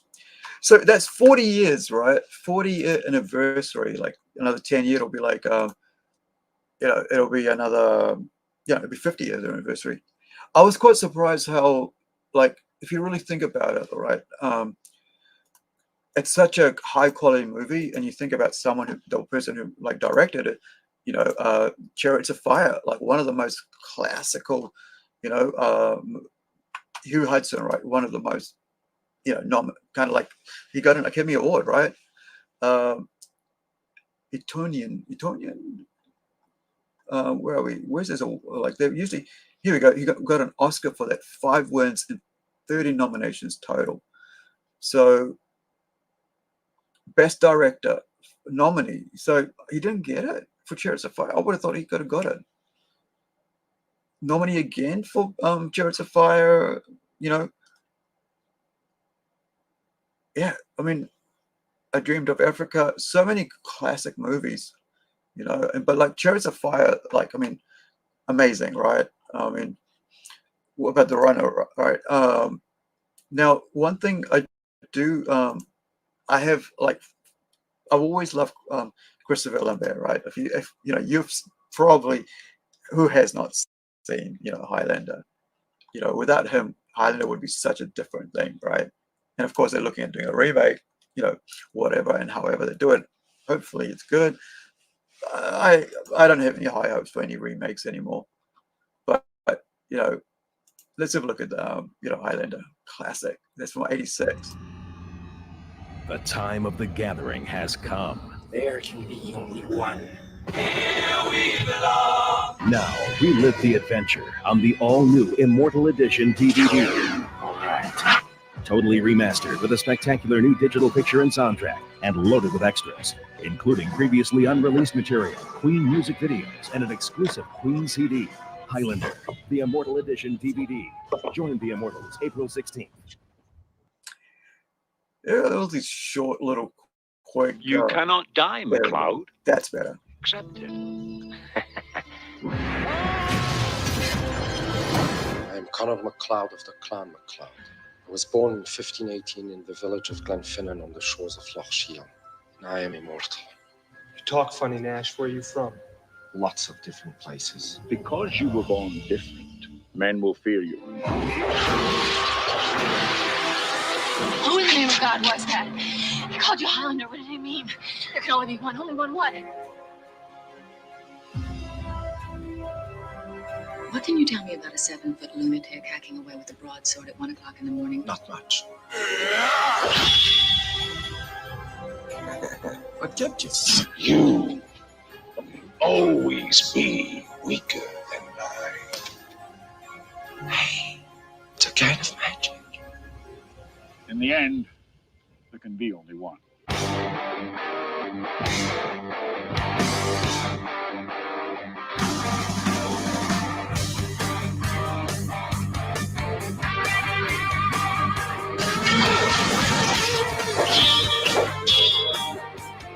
There can be only one.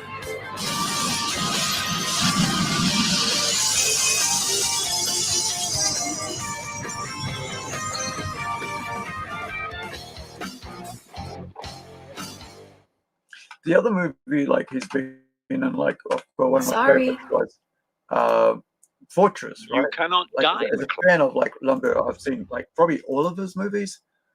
And, you know, Christopher, and went too far. Let me go back there. So if you haven't seen Fortress, I mean, you know, there's, of course, there's Mortal Kombat, Lord Raiden, 95, and there's Beowulf as well. But Fortress is pretty cool. If I remember right, it's about, pregnant wife. Yeah. So Fortress, in the future, a private underground prison fortress. The inmates are computer controlled with CCTV, dream readers, and devices that can controlled with CCTV, dream readers, and devices that can cause pain or death. John and his illegally pregnant wife are inside but want to escape before birth. Yeah, that's, you know, like, you know, I mean, I write sci-fi, so it's such, yeah, that's what I love what 30 stories below ground, halfway to hell, and no way out. What they give you? 31 years. You are about to enter the Fortress, a privately owned maximum security prison operated by the Mentel Corporation. John Brunner, the most decorated captain in the history of the Black Beret. Prisoner 95763, step forward to be intestinated. You have nothing. You are nothing. We will monitor your behavior. I don't think you realize your predicament. You have nowhere to hide. We will control your thoughts. The law is clear. We must maintain the population balance. We will invade your dreams. This is an unauthorized thought process. It's touchy. Disobedience will not be tolerated. It's been in there for 3 days, and no one has ever lasted 4. You will be enhanced and reprogrammed to be a more efficient human being. When my kind are in the majority, there will be no more overpopulation. A high-tech prison Who started the incident? built to withstand anything. Let's find out. Except an innocent man. We go tomorrow morning. Activate the strike clone.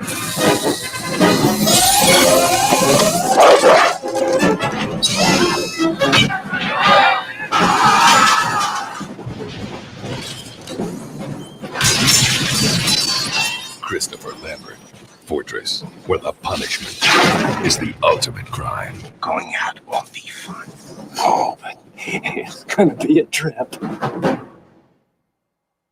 Kind of, I was just thinking about it. It kind of reminds me back off to what we were talking about with, like, earlier about, like, euthanasia and stuff like that, controlling the population.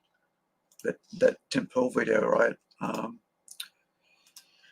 Yeah, I think I'm gonna finish off with a song tonight, and let me find some, and then I'll say my goodbyes and finish off this and have the song on, and I will see you guys tomorrow. I think tomorrow's Wednesday. I've got to get out and do some stuff. I mean, not get out and do some stuff.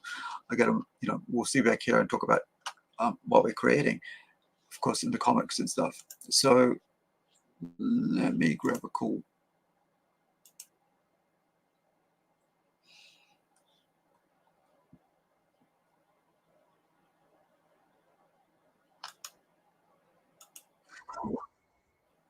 Hold on. Don't you,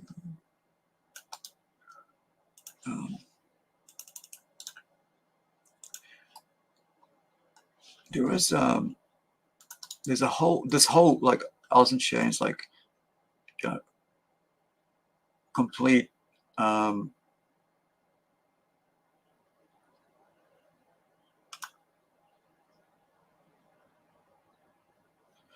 gonna play the song Brother, like Unplugged. It's one of the greatest slow down, one of the greatest Unplugged ever, I think, for a band. I know there's many bands that have done it, right? So, but like the Alice in Chains one's really cool, I think, because Alice in Chains is one of my favorite bands, my top 3, right? So I've been listening to them well over 30 years or so. But yeah, so wherever you are, be well, be safe. If you got, like I always say, I know I always say that, but like I always say, right? If you have a loved one close by, give them a hug, give them a kiss, let them know you care. And if they're not, right, you have all access to technology these days. As they say, we have the technology, we can build it. Well, you have the technology, you can reach out. So, let them know that you care. If they're not close to you, your loved ones are not close to you, and because you don't know who will need that, right? And you don't know who needs your word of encouragement today, or just to know that you're there for them. So, with that in mind, I end this. Not gonna do. We're gonna listen to the song, of course, but I end the stream, and we'll see you next time. Thank you so much. I really appreciate it when you guys hang out with me. Kryptonite Kid was in the stream. We had Rico earlier come on, TV 666. You can check him out on his channel. But yeah, thank you so much. Have a good day. Hopefully your Easter weekend was amazing, and your work tomorrow, whatever you're doing, creating, menial labor, physical labor, mental labor, whatever, technical, whatever you're doing, have an awesome day.